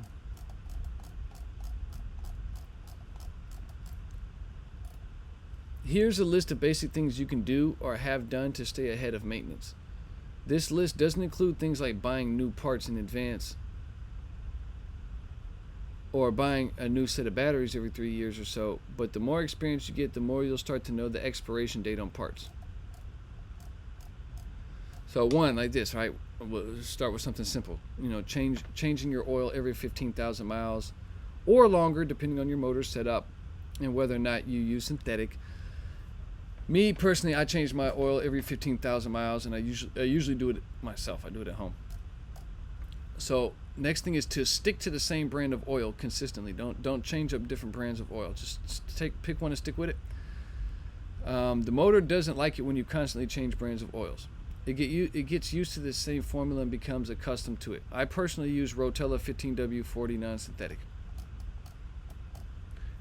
and I came to that conclusion for different reasons, but through my studying and investigating, and it was one thing that Roz recommended early on, and he gave a nice explanation of why he chose Rotella through his strenuous testing, and he really test stuff up against each other, and he convinced me, and I was like, been on Rotella ever since. 3, this is a nice habit, okay? Every day, drain your air tanks down some once you stop for the day. This helps get moisture out of the air system. It can also show you if your air compressor is failing and are passing oil. If your air compressor is beginning to fail or passing oil, you may get a little oil residue in your hand when you're draining your tank. So you press the little button or you pull the air thing. If you put your hand underneath it, you get oil in your hand. That's because the air compressor is passing oil. So not only do we need to get the moisture out, but that's a quick way, that you can pick up on something like that before the whole thing just goes crazy with it. Change your big air filter at least 2 to 3 times a year. They are about $50 and easy to change yourself with simple hand tools.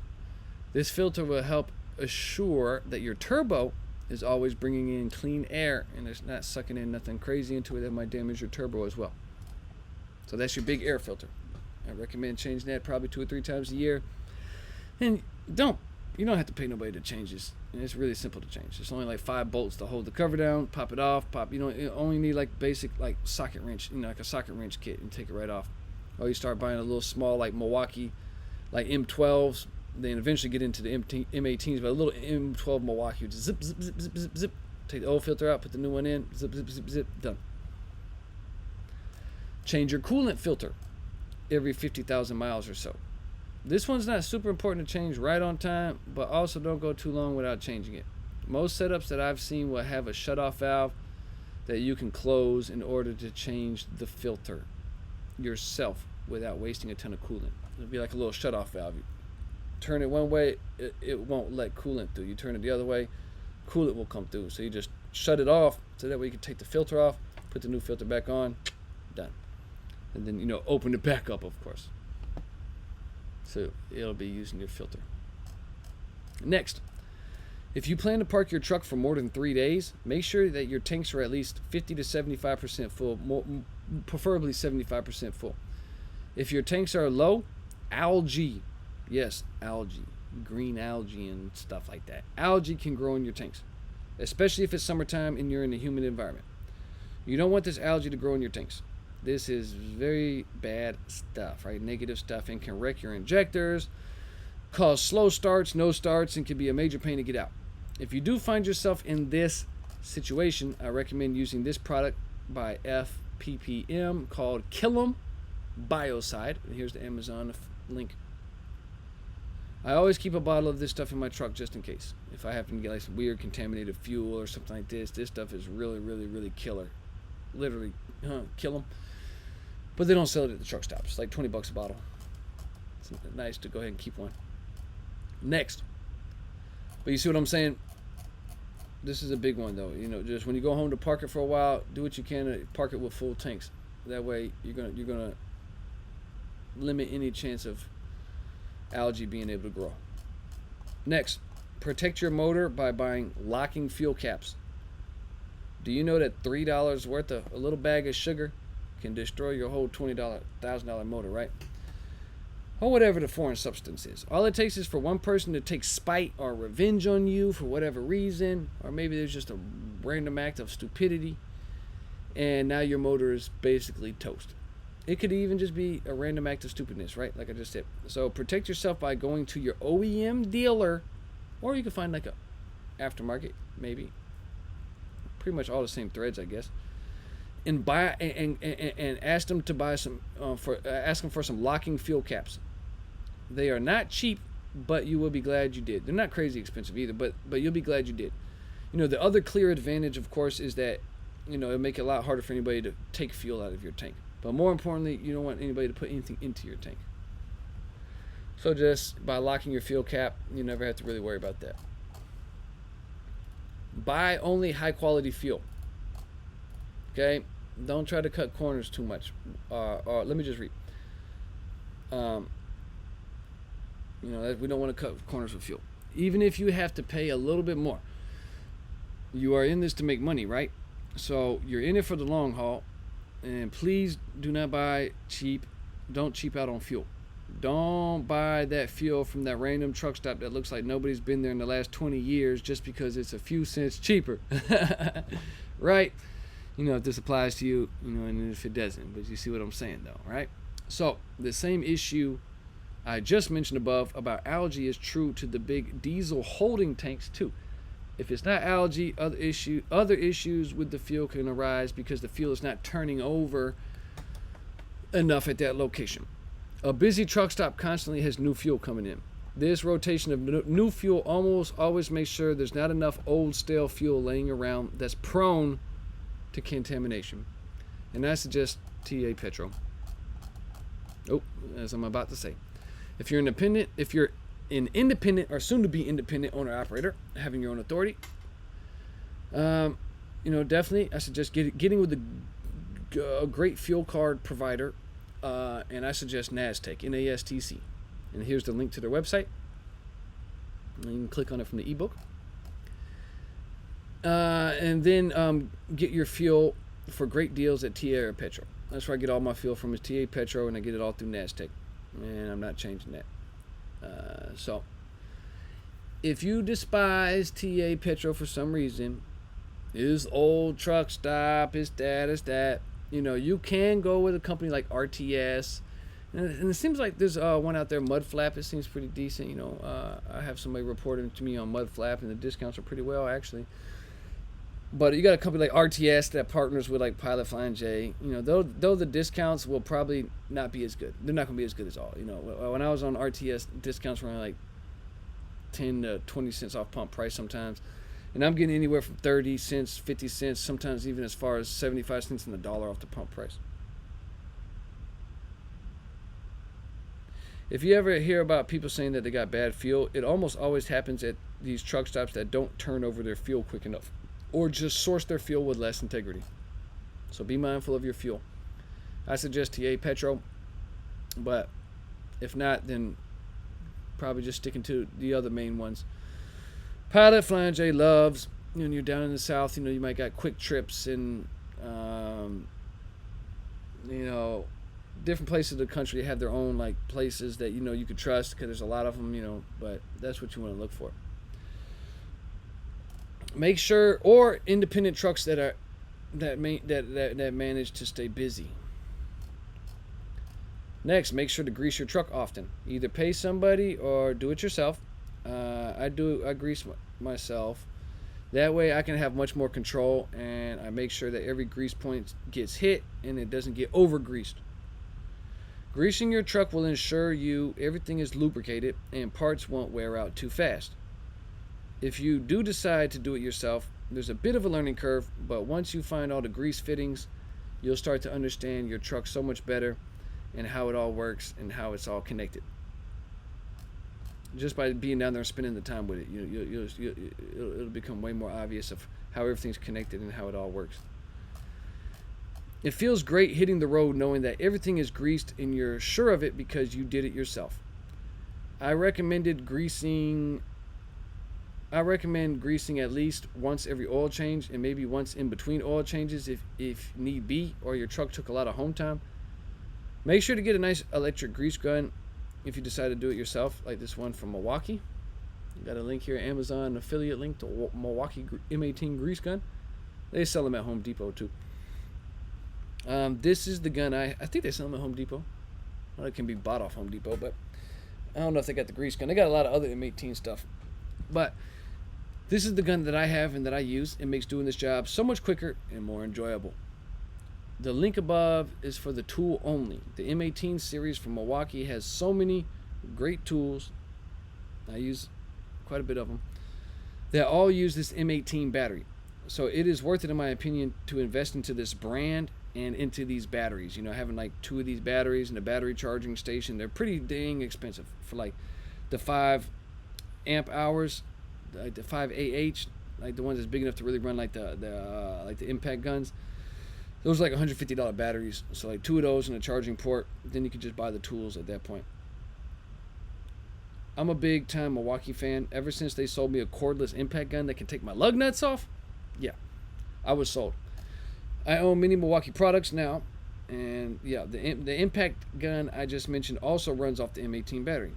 The best thing to do is buy a bundle pack, probably from like Home Depot or somewhere, that comes with 2 big batteries, like the 5 amp hour, and a battery charger, and then you can buy the tools by themselves from that point, right? We just said that.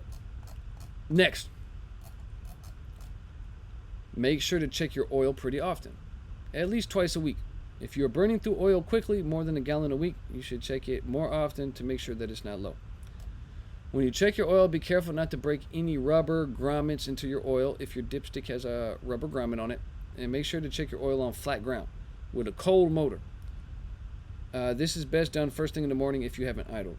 If you have idle, try to wait at least 5 to 10 minutes for the remaining oil in the head to come back down into the oil pan for a more accurate reading. Be careful to not overfill oil either. Too much oil can cause a bearing to fail and to spin, and spinning a main or rod bearing is not something you want, because then it loses control of the piston, and yeah, it can go right through the block of the motor. So too much oil can be a negative thing as well. We talked about this in the how to drive section, of course, but this is just a reminder to not pressure clutch down at highway speed if possible. If you go down and look into your clutch inspection plate, take the inspection plate off, you'll see what's called a clutch brake. It's a little tiny piece that you can move and spin by hand. You kind of like touch it, it'll spin a little bit. And this is what helps create the friction, or what creates the friction needed to stop the input shaft. Well, this shaft is spinning very fast at highway speed. It's crazy fast. And there are only a few small tabs that hold the clutch brake together. It's like 2 teeth, 2 small tabs. So if the clutch pedal is pressed down at highway speeds, this thing is spinning so fast, and this clutch brake is going to try to slow that down. Then when it's going fast, it's getting that resistance, and it only has these 2 teeth to hold it in place. Those 2 teeth can snap, and now the whole clutch brake is just spinning in place now. And now it's not going to want to work all the time when you press your clutch pedal in. It's not going to want to stop the clutch. It's going to be hard to get in and out of gear. And it's going to be like, what's going on? Now, it's maybe that the clutch brake is broken. So one way to avoid doing all that is just to do what we can not to use our clutch at highway speed. Just bump it out of gear, and stuff like that. And if we do need to use our clutch, we use it really quick and get in and get out of it, and not hold it and all that stuff.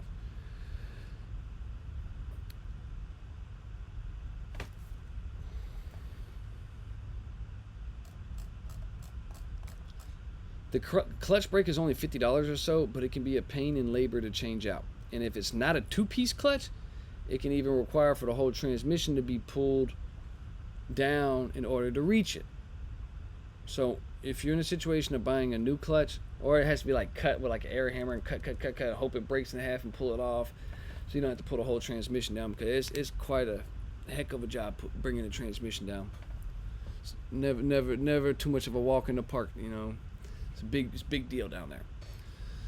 So if you're in a situation of doing a new clutch or some transmission work where your transmission's down and etc., consider always to get a 2-piece clutch. So that way, in the future, if you need to change it prematurely, you lower your chance of having to take the whole transmission down to get the clutch brake. So just do what you can to save yourself from the trouble of this, and make it a habit to not use your clutch at highway speeds. We all know the trick, right? Just bump the accelerator pedal a little while pushing the gear shifter towards neutral, and it should pop out of gear pretty easily. Forget all of that double clutching and even single clutching that they taught us in school, right?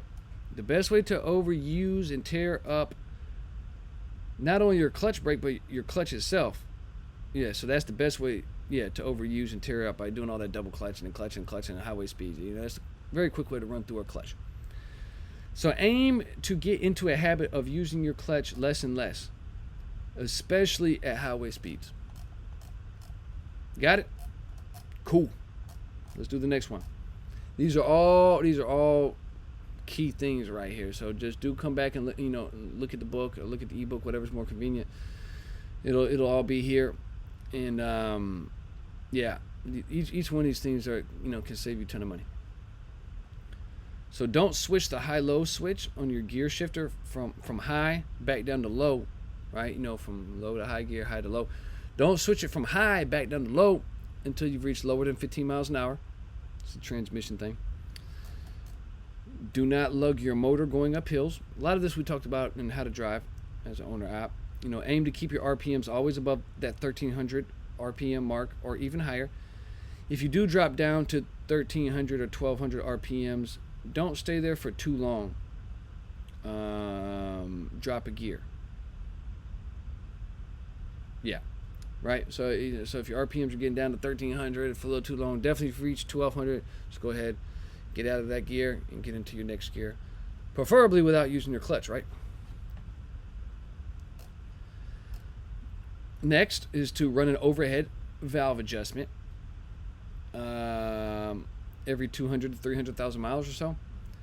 If everything is still running well and you haven't noticed a drop in your miles per gallon, then play it by ear. Maybe you don't need to do the adjustment.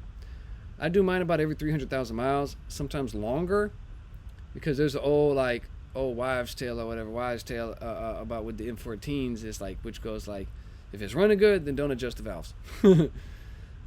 Maybe this is said about other motors and has it ever been proved? I don't know, but I don't get into too much of a rush to do it unless I notice a drop in fuel mileage for sure. If I'm noticing a fuel mileage drop, I'll go ahead and get in tune with readjusting my intake and exhaust valves, which is called doing an overhead, adjusting the overhead valves. And if you have have questions about any of this stuff along the way, feel free to talk about it within the groups, within the group, or send me an email, andrewsmethod2, or you DM me, and I'll do what I can to respond back to you. Okay. Don't use your lights if you have to. This is just another thing of just making stuff last. I know they always tell us to leave your lights on for safety and all that, but a lot of these companies, a lot of this stuff for safety, it's not even for safety as much as they say it is. It's more for liability and stuff, and they just want people to do it, so they want to have those liabilities. But those it's the same places that really aren't safe for different reasons or another. But anyways, as soon as it gets bright enough outside, I turn my lights off usually.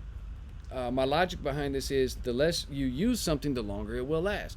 So think about it. We have inspections and stuff like that. We don't, we want our lights to be able to work during these inspections and whenever we need them. So to me, it's just there's no real sense in driving all day with lights on. There's no real sense in idling all night with marker lights on either, in my opinion. The more you run your lights, the more you are using up the lifespan on each light. It's up to you. It's not going to make or break anything in the long run. It's just that's my reasoning behind it. Now next, keep your tires level with air.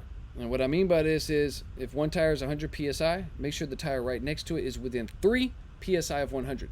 So it could be 103 or 97, but not let it get to 95 or to 105. You don't want it much more than 5 apart from each other. The two tires next to each other. If your tires are more than 3 to 5 psi in difference from each other, they can start to create irregular groove patterns that will be almost impossible to stop in your tires. I suggest eventually getting a digital air pressure system like TST Truck. This one right here by TST Trucks brand, and I put a link. These are the same exact ones I use. This is a link straight to their website. Yeah, so I suggest these, and I have a YouTube video speaking on about TST truck tire pressure sensors, the sensors in detail. Right, this video right here is a link why I love TST pressure sensors. Boom. All right, these sensors will really step up your game when it comes to staying on top of your tire pressures and doing it quickly. The whole system cost me about $1,000. That's because eventually I got an air pressure sensor for all 18 of my tires. I started with my trailer, then I bought and 2 for my steer. Then eventually I bought the rest, another 8 sensors for my drive tires. Don't overlook the importance of keeping your tire pressures within 3 to 5 psi of each other. Tires can get expensive quick if you're not staying on top of it. Also, be very mindful of the big temperature changes when we go into summer or when we go into winter. When we go into winter, pressure, the air pressure is going to reduce, so we're going to have to add more pressure into it to bring it up. Then when we get back into summer, heat expands, air pressure expands, so in the heat, so we're going to have to reduce some of that air, so we're not inflated. And having these these pressure sensors, helps keep an eye on that. All right. So yeah, I just said the same thing here in the yellow. When winter comes, the air pressure in your tires will decrease.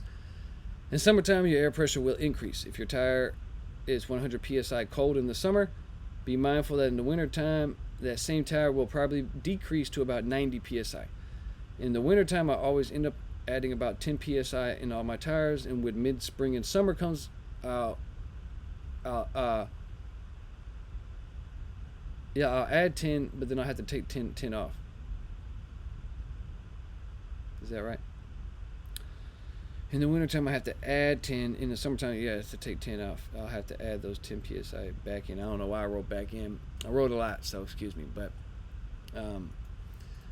this is supposed to say I have to take the 10 psi back out. So you probably won't see this in the actual book, but on the ebook, it's a little incorrect right there. Next, you want to keep an eye on your shocks. Remember, shocks are what keeps your cab and suspension and your overall suspension cushioned from heavy vibration. This cushion helps protect everything from your interior to the parts on your motor. I change my shocks out every couple of years, but I only drive about 50k miles per year. So make sure to check the manufacturer's recommendation for when to change your shocks. They should have some type of a mile limit range on them. Aim to change them before the time is up. With a nice impact gun like the Milwaukee M18 half-inch 2767-20, the one I've been mentioning, here's the Amazon link, doing shocks is a breeze. Next, I don't mean to disrespect anybody by this one, but don't drive low on fluids, right? Coolant or oil. Make sure you got coolant and oil. Make sure to change your air dryer filter once or twice a year. If you find that your air compressor is passing a little bit of oil, it will collect in this filter. And in this case, change your oil filter more often, maybe once every 3 months or so. I usually change mine out twice a year. It's about $50, and with the right filter wrench, it only takes 5 minutes or so to change. Changing this filter will help ensure your air system is being filtered right and excess moisture is being captured and discharged and not introduced back into your air system, which could cause leaks and stuff around your push fittings and etc. Okay? That's the air dryer filter. All this will be here to come back for reference, all right? And you can always come back and listen to it again. Batteries. Make sure that the nuts that hold your battery cables down are tight. If you ever have a moment when your truck won't try to crank, you just turn the key and there's nothing happens at all. And you check your fuses and everything looks good. Make sure to go down into your battery box and make sure that all your battery cables are tight. If these cables get loose at all, they can prevent your truck from starting. So that's something good for you to know. This again only requires simple hand tools. Be careful, of course, not to be just doing wild things like connecting positive and negative with your wrench and touching it at the same time and getting shocked and stuff, right? That's not on me. You have to use your own discernment. But I've worked on all these batteries and stuff. It's really just common sense and being careful. This again, like I said, only requires simple hand tools. And also make sure that the inside of your battery box, that the cables inside your box are not fraying. They're not getting cut open or they're not rubbing against something that will cut into the wire and cause a short. Be careful, of course. Electricity can be dangerous if you don't take the necessary precautions. And those precautions will be ones you have to just decide on yourself what they are. Starter. Maybe twice a year or once a year. depending on how much you run, or maybe once every 2 years. Consider disconnecting the connections from your starter and cleaning them really well. First disconnect the main positive or the ground from your batteries. This will ensure there's no active electricity going to your starter. Then disconnect just the positive leads on your starter. Clean the wire terminals really good with a wire brush and some electrical cleaner. And some electrical cleaner that's in a can. Spray the post down really good. Spray the terminals, the leads, and use a wire brush, get whatever like grime, and especially if you travel through the winter and you picked up road salt, you don't want that stuff going into your electricity and causing causing resistance because of the when it starts to get, the wire will start turning blue on the inside. It'll start getting corroded. That's the word. So this multi-purpose cleaner like Truck Light, I use this stuff. This is some nice stuff. Here's an Amazon link to it. It's all-purpose like lubricator and like sealant protector. Make sure to clean it very well. Knock off any corrosion with the wire brush and clean it further with the spray. And then after that, put some type of sealant on it, like an electrical sealant. Stuff's like in a can. It's usually like sprays out purple for further protection. The Truck Light brand is a good 2-in-1 because it helps with the cleaning and will also act as a barrier from future corrosion or further corrosion. So that's like a 2-in-1. You won't have to put like a sealant on it because it will become a barrier to not let that stuff come in so easy. Corrosion is one thing that will completely tear up a wire and therefore tear up an electrical system. Excuse me. Ooh. If the corrosion is bad enough, the truck won't even start because there's just too much resistance in the wire that signals power to the ECM, and not enough juice of electricity can get through because it's all blue and iced out on the inside. This is especially true in a Cummins motor because the ECM is powered directly from a cable that comes from the battery. So it goes from battery to ECM, well, into the part of the harness into the ECM, and there's a fuse. So, but if this wire is corroded, because like in some Peterbilt trucks and stuff, like the wire will be outside and exposed to where the tire kicks all that stuff. So if it gets exposed to the wire, it'll get corroded and it won't be able to get the signal. Truck can't start. If this wire is corroded all the way through from wintertime, road chemicals, and snow, the truck will not start. Yeah, we just said that. So you will have to run a new cable from the battery and splice it into the OEM harness that goes to the OEM. Done this before. Had to do this before. And it will work in that case. You'd have to you have to pull up like Cummins Quick Serve, like I said, and look at the pins and read out the pins. Take the plug off your ECM and see which pins is which. You have to look at the like wire diagram and see which pin does ECM data, like power supply, come from. They say it's pin number 37, so it's 37. So you go down on that harness, give yourself about a foot or so and cut off that, where the wire is still good. Then you splice in a new wire, with an inline fuse that goes to the battery box so you can get the signal now. Yeah. After you clean the positive side, put those cables back onto the starter. Then, continue to take off the negative side and clean those the same way. The reason we clean them one at a time is so that everything gets put back together correctly, so you don't accidentally put positive on the negative and negative on the positive and stuff like that. Unless you want to take them all off at the same time and run zip ties through all the positive cables, then run zip ties through all the negatives. That's what I would do. And use like different colored zip tie or something, like black zip tie for neutral or clear for positive or whatever. But that's what I do when I'm changing a whole starter, so I know that all the right wires get back on the right way. But you can just skip all that drama by doing it one at a time. Then after you clean the big positive and negative, make sure to clean the big ground cable, the main ground cable from the starter to the frame rail. Right, you'll see a cable go from the starter all the way to the outside, maybe on the inside, but usually on the outside of the frame rail, probably on your driver's side, right there, boom, where the ECM, you got your starter cable, and so you can just take it off the frame rail and just really clean it good, because that's a very important ground. If that's not grounding out good, funny things can happen. If you ever have any serious electrical issues and you think it might be a grounding related, just go ahead and replace this whole entire cable with a new one. They're like $25 or so, but it is very important to how your whole electrical system works. I've had an electrical issue before that by changing this main grounding cable fixed the whole issue right away. It's very important grounding cable.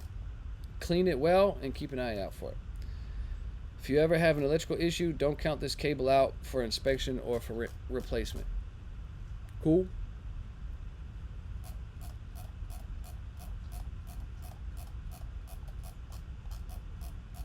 So yeah, that's something we can do to, you know, keep all of our connections at the starter nice and clean and fiery, and keeping the fired up and keeping the corrosion away. Next, keep a spare light to eventually every light on your truck if you want. You know, just keep a spare light, especially on the ones that are like harder to find. If you have like a cone shaped light, like me, I have a cone shaped light at the tail end of my trailer. They're a little bit harder to find. I always keep an extra of those. I keep an extra of the brake LED lights I use, my overhead marker lights. Those are Volvo specific, so I keep some of those. Stuff like that, right? That way, if you have a light out, you can change it quick, fast, in a hurry to avoid issues with DOT. Check for wheel seals at least once every week or so, maybe once every 2 weeks. But this is one reason why I carry a creeper in my truck. I got a really nice creeper from Harbor Freight. It's like $30. This one right here, I got a link to it. And this creeper will allow me to roll right under and roll right back out while staying pretty clean for the most part. If a wheel seal leak is bad enough, usually your ABS light will come on. But at that point, it's probably really bad and almost out of oil, and you probably need to stop right away and get it checked out so you don't make a fire. If a torque nut, jam nut is not installed right, it may begin to back off, causing the wheel end to get loose. Yep. And when this wheel end gets loose, it should throw. Let me see if a torque nut. When this wheel end gets loose, it should throw an ABS light because of the air gap between the tone ring and the ABS sensor. For reference, you can see in this video I made how to send my truck ABS video. I changed my own ABS sensor on my drive axle up in Connecticut at the TA. But at the 10-minute mark, you can see what I'm talking about. It's called a tone ring in the ABS sensor, and that's what measures the gap. But usually, yeah, if a wheel seal is failing, then I don't know. I guess the wheel could still stay on. But if it gets really bad and the oil leaves, then the bearing will start to fail. And if the bearing fails, it'll get wobbly. Then when it gets wobbly, that's when it'll start to pick up the gap, the gap. Yeah, but at that point, it's needs attention right away.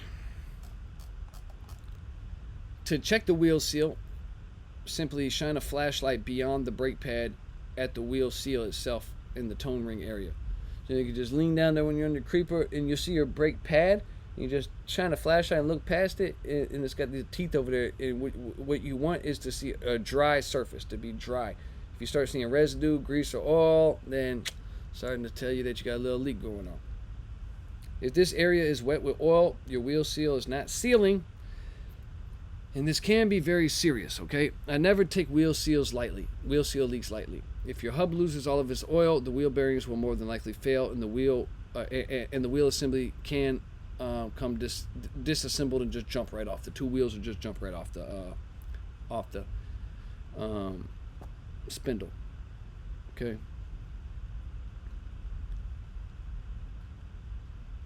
And run away, start a fire, and all that good stuff.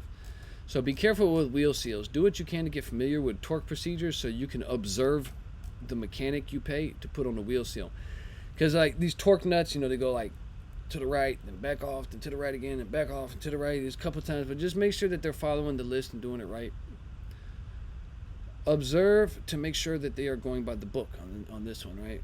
When it comes to torquing down, backing down, retorquing down, and etc. There's a couple of different torque nuts available, and they have different torque procedures. I've been using the Pro Torque nut, which with the orange clip that holds the torque in place. They have worked very well for me. Those are called Pro Torque nuts, like $75 at the truck stop. A little less if you buy them not at the truck stop. One very obvious way to know your wheel seal is bad is if you have oil all over your brake pads. If you got oil all over your brake pads, you definitely got a wheel seal leak. This is the telltale sign that your wheel seal has failed. Get into a shop ASAP. A TA Petrol or Love's will be fine. They know how to do wheel seals. Sometimes the wheel seals just fail for, whatever reason. But sometimes it's because the spindle has too much wear in it. And in that case, we're going to talk about spindles a little bit more right here. But I mean, most of the time, you'll be able to put a wheel seal back on, and that'll be that. But depending on the age of your truck, you got an older pre-emission truck like us, you might, got to start to consider things like spindles sometimes too. The spindle's the big, like, this part that holds the hub on. The hub goes onto the spindle, and the spindle's what has the threads on it that hold the wheel down with that pro torque in that. Just to add to the wheel seal information, I want to tell you about spindle. And your spindle is the end piece, like I just said, that your hub slides onto. This is what they call a wheel end assembly. This whole part is a wheel end assembly. You got the spindle, which holds the hub, and the hub, which holds which holds your brake drum,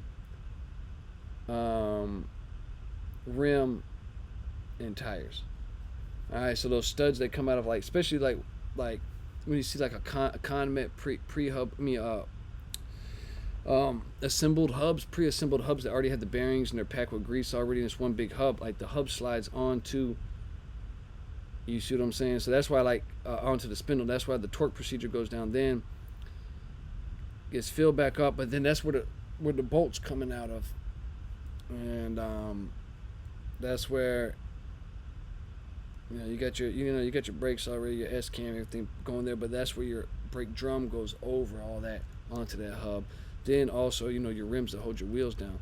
So that's why the reality of it is, when you lose in the story of losing a wheel end, that though it's bolted to the hub, the bearings inside the hub is what fails and allows it to jump over that torque nut and get off the spindle.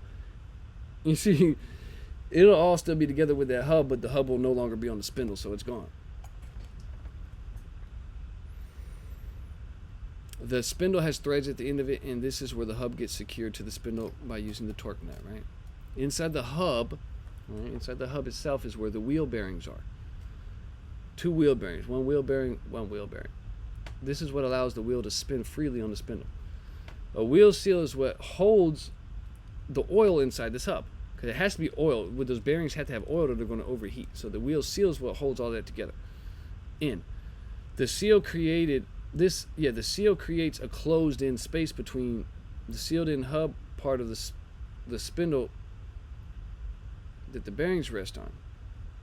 Between the sealed-in hub, over there, and the part where the bearings rest on. So lubricating the wheel bearings is the main purpose of having a wheel seal and oil in the hub. If the spindle gets worn down, the actual, the metal piece that the hub slides onto, if it gets worn down over time from different conditions like regular wear or overloading with weight or low oil and stuff like that, it may get to a point where it seals at, it'll be like a little gap. And it'll allow a wheel seal, and it won't allow the wheel seal to seal properly, and it'll start to always leak oil. Which is a pain, because now your wheel bearings can't work for service because there's oil to keep it from producing too much heat. So what? Hold on, let me read that. Which is a pain because now your wheel seal bearings can't work for service. Yeah, which means you can't move your truck, right? You can't move your truck because there's no oil to produce it from keeping too much heat. So you got to stop and fix it. The spindle has to be fixed at that point. And that's the pain. Or you can get what's called a 2-piece seal. What's that seal called? A Guardian? I think it's called a Guardian by Stemco. But even then, sometimes the 2-piece seal creates a new surface for the seal to rest on instead of where it was on the spindle. It just depends on where the spindle took its little damage at or whatever, to decide how well this 2-piece seal is going to work. It's a pretty precise seal because this seal works at highway speeds, right? I wonder if this went out of order somehow when I was writing. But so if the spindle is damaged, right? At this point, the only thing that can be done is you'll need to call the spindle doctor. So if you ever heard of the spindle doctor, the axle surgeon, spindle surgeon, same thing. Each state only has a few licensed spindle doctors. It may take days or it may take only hours to get a spindle doctor to come see you. It just depends on the workload of the spindle doctor. The cost of doing a spindle will be about $1,400, unfortunately. That's how much I paid on my last one. The whole spindle gets cut off and a brand new one gets welded on. Very precise, very high liability job, and that's why it costs so much. But that's the only way that you can fix that wheel seal at that point. So whenever you hear about it, just know that it's a real thing. But also be careful though that some places might try to hustle you into getting a new spindle put on when you really don't need it. Ask to inspect the spindle yourself. At the lip of the spindle where the seal closes, there's like a little lip here all the way like closer towards the truck side. Just check it for smoothness. You just rub your finger around and see if it's smooth. And as long as it's smooth all the way around, it should be really smooth with no nicks, scratches, or too much purplish heat discoloration. One nick on the spindle, if deep enough, can allow oil to get past the seal. But if you don't see anything too bad, you may be able to talk to the mechanic into buffing, like sanding the spindle down with a little bit of a like a drill attachment, like a low grit drill attachment or emery cloth. Just like sand it down and smooth it back up. Because then you'll have like TA now. They got these measurement rings. They put the measurement rings on there, and they measure down to like the thousandths of an inch and stuff. And they're usually pretty accurate. But you just gotta be careful. If somebody's telling you need a spindle so quick, you just really inspect it. You know what I mean? If they say it's out of tolerance for how they measured it, ask to see the measurement yourself to make sure they're using the thing right. Cause it's just like a push gauge. They might actually have the wrong one on and stuff like that. And just check for smoothness before you just up and agree to put a whole new spindle on. And then, another option, like I said, is maybe you could put on what's called a two-piece seal to help cover any blemishes that are on the spindle and extend its life for a while. Here's a good video on YouTube by Timken, which is a well-known bearing maker, if you didn't know, of what a two-piece seal looks like. So check this video out. You'll have a better visual of everything I just said. It'll make a lot more sense if it's not already. The wear ring is the part of the two-piece seal that helps compensate for wear on the spindle. Then the seal itself would seal onto the wear ring. Just make sure you really need a new spindle before going through that whole process of getting the spindle doctor out there, cutting your spindle off and doing all that. A two-piece seal can be an effective solution for easy to moderate wear on a spindle. But sometimes the spindle job is the only way it has to be done. That way you don't have to put another new wheel seal on. You go drive 5 miles and you're already leaking oil again. Now you just potentially wasted more brakes and at the very least another $400 wheel seal or $250, $300 wheel seal job or whatever it is, give or take. As I mentioned, next. As I mentioned in my What Truck Should I Buy chapter, if you have an N14 motor, just make sure to only buy the PX injectors and not the RX. The PX injectors cost a little bit more, but have a way better rebuild quality. All right. Next, crankshaft dampener. This is also called a harmonic balancer. This is basically the big counterweight. It's like a big circle in the front of your motor. It's a counterweight that helps balance your motor out and dampen your motor from the activity of the crankshaft and all the vibration that's going on. Boom, boom, boom, boom, boom, boom, boom. So this is like a weight in the front that helps kind of keep it still, like keep it like this.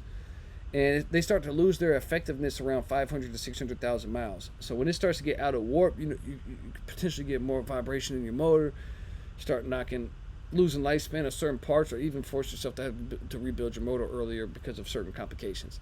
So it is suggested that you replace your harmonic balancer every 600,000 miles or so. There is great benefit in doing so. Harmonic balancer, crankshaft dampener, two terms for the same thing. 600,000 miles. 500 to 600. This big weight is what keeps all your other engine components from getting shook to death, so to speak. This dampener will help make sure motor vibration is at a minimum and everything is running smooth as possible. I'm sure you can imagine all the parts that can begin to suffer because of excessive and extreme engine vibration. The dampeners cost around $450 to $800 depending on what model, motor, and if you buy OEM or not. I've been using a dampener from Vibratech for the recent 3 years now. I think I paid right around $500 for it, and probably an additional $300 or so for labor. But I like it a lot. It came highly recommended in certain circles I'm in.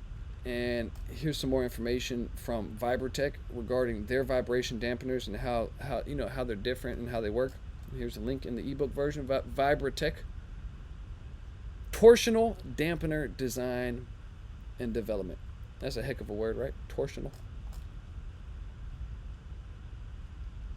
And before you put it on, I definitely advise to make sure you put a couple coats of paint on it if it's not already painted it.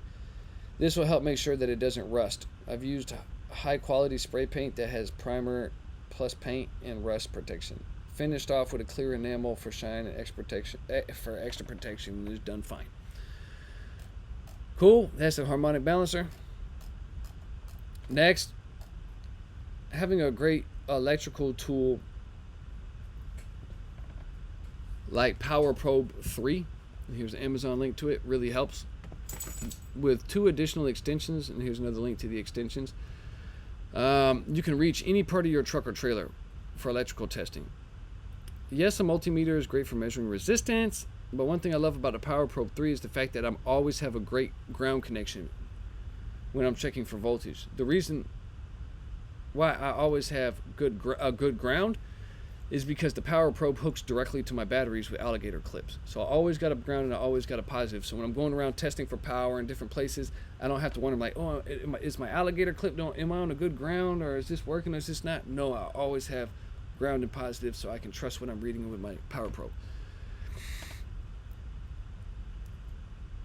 You'll see me using my Power Probe for testing voltage and sending 12 volt to my relay to see if it would click in this video.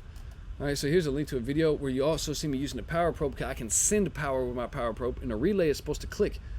So I put the alligator clips on the ground and the power on the other side, and I press to give power, and if it clicks, the relay is good. If it doesn't click, the relay is no good. Just something to know. So this tool is nice to have. I can quickly check lights by pulling out the one that doesn't work and giving it a ground with the built-in alligator clip, and then simply pressing the switch up on the Power Probe to give it 12 volt power.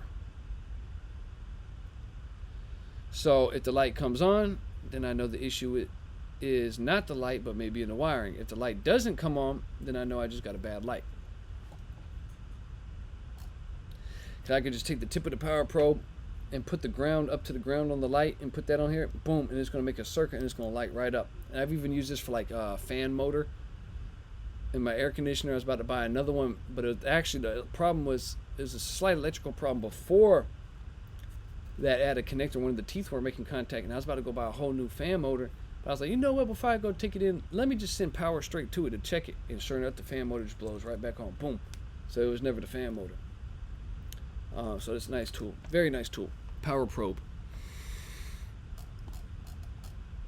Yeah, see, I just said that right. See, I just recently used mine to give power to my AC blower motor. I was very close to ordering a new blower motor just because I tested for power going to the plug and there was power. So I assumed my blower motor was bad. I decided to hook it up to my Power Probe first and send it some power. Sure enough, the blower motor was perfect. Come to find out, I had an intermittent power supply issue because of one of the pins in my 6-way jumper plug. That it was a jumper plug for the harness. It was bent and not making good contact. So I fixed the pin, bent it back, boom, good to go. No real issue. And that's another nice thing about having this type of tool too. So when we are checking some of the electrical stuff, like I wouldn't have to pay somebody to go find that. Maybe they wouldn't even have found that. Who knows? It's nice to have a good heat gun like this. And I think this link doesn't even work anymore. I think they already stopped continuing it. But it's just a little heat gun. So if it's cold and windy outside, or even just windy, it can be a real pain to, put a lighter out there or a torch and do like heat shrinking butt connectors. Well, I mean, but torches usually will do fine well. I had a marker light years ago in a hard to reach area on my trailer that I was repairing in the wintertime, and there was snow and slush and stuff all underneath my trailer, and the wind was just constant. I did the repair, crimp, and now I wanted to heat down the shrink connectors on the on the butt connectors, the heat shrink. And all I had was a lighter that day. And I was like, dang, the truck stop I was at in Springfield, Missouri did not have a butane torch or anything. And after going through that struggle, I decided to always keep a butane torch and a heat gun in my truck. Therefore, boom. They are cheap, and they come in their own box and can be stored away easy. Therefore, that's not an issue. You can just take the heat gun to it, and it's going to heat up that heat shrink, even if it's windy outside. Make sure you got enough extension cords, too, in a way to provide power, like an inverter on the inside of your truck or a generator on the outside, which I have both. I keep an inverter on the inside and a generator on the outside. I don't want to go too far into talking about tools because I have a whole book on this, but I will mention getting a multi-purpose oscillating tool like this one from Harbor Freight. And I got the M18 version now of it too from Milwaukee, cordless. And you can get the steel cutting attachments that will really that can really put some work in like tight places when it comes to like cutting off a bolt that's stuck or something. You can just get that in there and just cut it right off. Again, you will need extension cords, or like I said, I got the M18 version. Milwaukee makes a nice one, multi-purpose oscillating tool. I have a generator on my truck that I use to power my homemade APU, but it works perfect for supplying power to my power tools as well. If you don't have a generator, you might be able to get by using a high amperage or wattage power inverter from inside your cab. Just make sure of course, you have your truck on so you don't drain your batteries, or just get into collecting M18 Milwaukee batteries. Or even if you decide to get a generator, that's cool too. As you can see, the list of topics when it comes to maintenance can be quite expansive. I pulled the most important topics and discussed them in great detail. You see, we're 2 hours into this already. A lot of your success rides on how well you handle this maintenance. All right. A lot of your success rides on how well you pick up on the techniques and procedures. A lot of your success rides on whether you will get up, get out, and get a little dirty for yourself. The more maintenance you do for yourself, the cheaper your overhead will be and the more profit you will show. Not only will you save money, you will do the job the right way. Having each little job done the right way is one of the biggest boosts you can give to your success. We can't be out here donating all of our money to the big-time dealerships that do low-quality work. They could care less about us and our business most of the time, okay? Take these matters into your own hands when it comes to maintenance. Learn as much as you can. Do as much as you can. In the long run, you will be proud and glad that you did. If you lead the charge long enough in your business, eventually you will break through to the other side. And then you can take 6 months off a year, like I do, if you want to, and all that good stuff, right? Or just work or not work much in the winter, in the rough winter conditions, right? Or maybe you just want to stay out there and save up as much money as you want. Actually, I think that's what I'm about to do. Coming up at the time of this recording, going into 2022. Yeah, we'll see. I love to be able to take off, take the time off that I want while still remaining profitable and always increasing my net worth in my bank account. But I promise you this, if I was a pushover when it comes to maintenance and let everybody tell me what I need to do and what's this and what's that, I would not be able to afford my lifestyle and I would not be able to profit the way I do. This book of mine, this program of mine, will help you streamline to the place mentally that most owner-operators will never get to. I can honestly say it's not very often I come across another owner-operator who knows as much as, who has that tenacity and like that know-how like I do and can produce the type of numbers I produce. And that's just on some actual factual. It's just so many years go by. Even when I'm talking to Landstar guys, I see where a lot of guys drop the ball and where they don't do certain things that I've done over the years. That doesn't make me like the only one or like my way is the best or anything like that. It's just like I say that to say this is that it's worth taking heed to what I write in my book. Okay, everything that I'm doing in this program, all this extra stuff I'm putting out here, it's worth taking heed to. Because like I'm saying, very rarely do I still come across this, and it's not that I even did it as a competition with anybody, like, oh, it's a competition or nothing. It's just like I had to learn how to do all this stuff just so I could survive, and then so I could become profitable and stuff. Take this information and mentality and make it your own.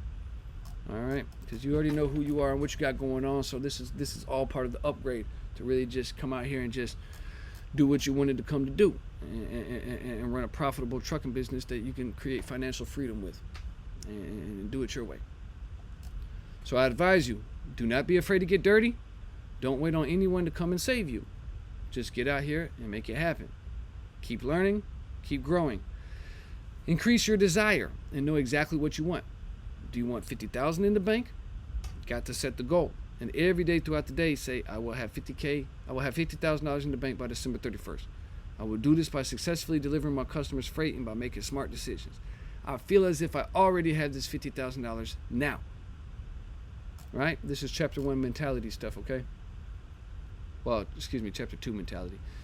When it comes to the necessary reprogramming of our subconscious mind to have a mentality of success that attracts positive success more so than attract negative obstacles and despair and all that other stuff. So be pretty amped up, all right? Your future is bright. If you put your foot down now and continue to put the work in, it's only a matter of time until you start to break through and claim what's yours, straight up.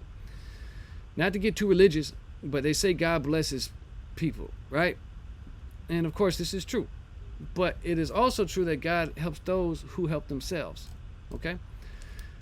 Take the initiative, learn the knowledge like we're doing now, get a little dirty from time to time if you need to, have the tools on deck, take the precautions necessary, keep on learning, and then maybe you can experience more success for yourself. And it's not even a maybe at that point. I think it's a will. You will. Whoo, yeah. 2 hours and 16 minutes. Just went straight through this one. So that's our conversation that I want to have with you about maintenance.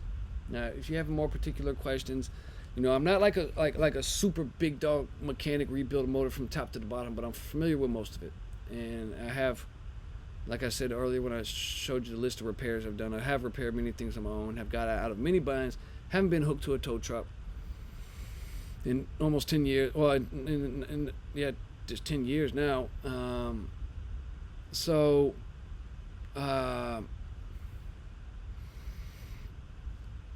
If you need to ask specific questions, feel free to come into the group with questions, or into the chat on Kajabi, or and whatnot. Maybe I do end up making like a Facebook group for everybody who's bought in, so we could do that. And DM me and Andrew's Method 2 at Gmail. But this is your crash course into it, and really this is way more than crash course. A lot of those, any one of those little tips I showed you in there are going to save you money. Having an understanding of the emissions system is going to save you money, and so just come back to this one when you have the time. And if you have more specific questions, come through with them. Just make sure that you're taking heed to what's already here, okay? Because this one right here is like 65 pages worth, two and a half hours almost. So there's a lot inside this one, okay? So we're going to wrap up maintenance. Hopefully now you have a further understanding of emissions, ways to stay ahead of emissions, preventive maintenance techniques, more driving techniques,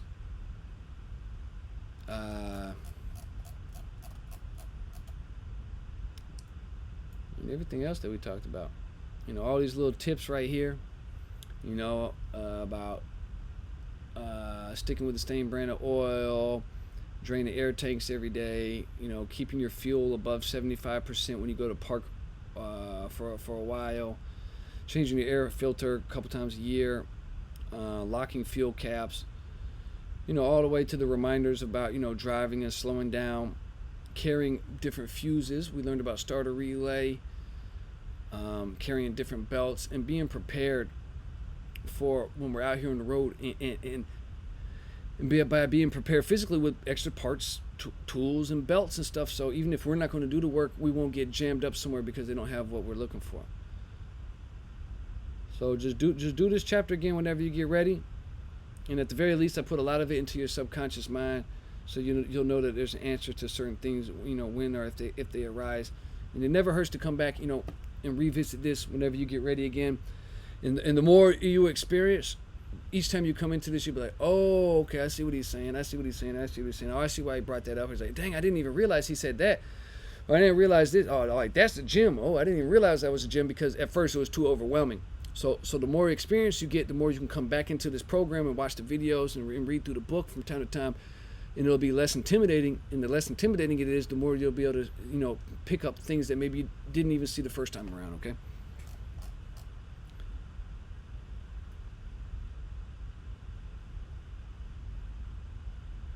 So let me get back to where I was. So that's the summary of this maintenance chapter, okay? The next chapter is technology. We have many digital tools that our trucking elders never got to have.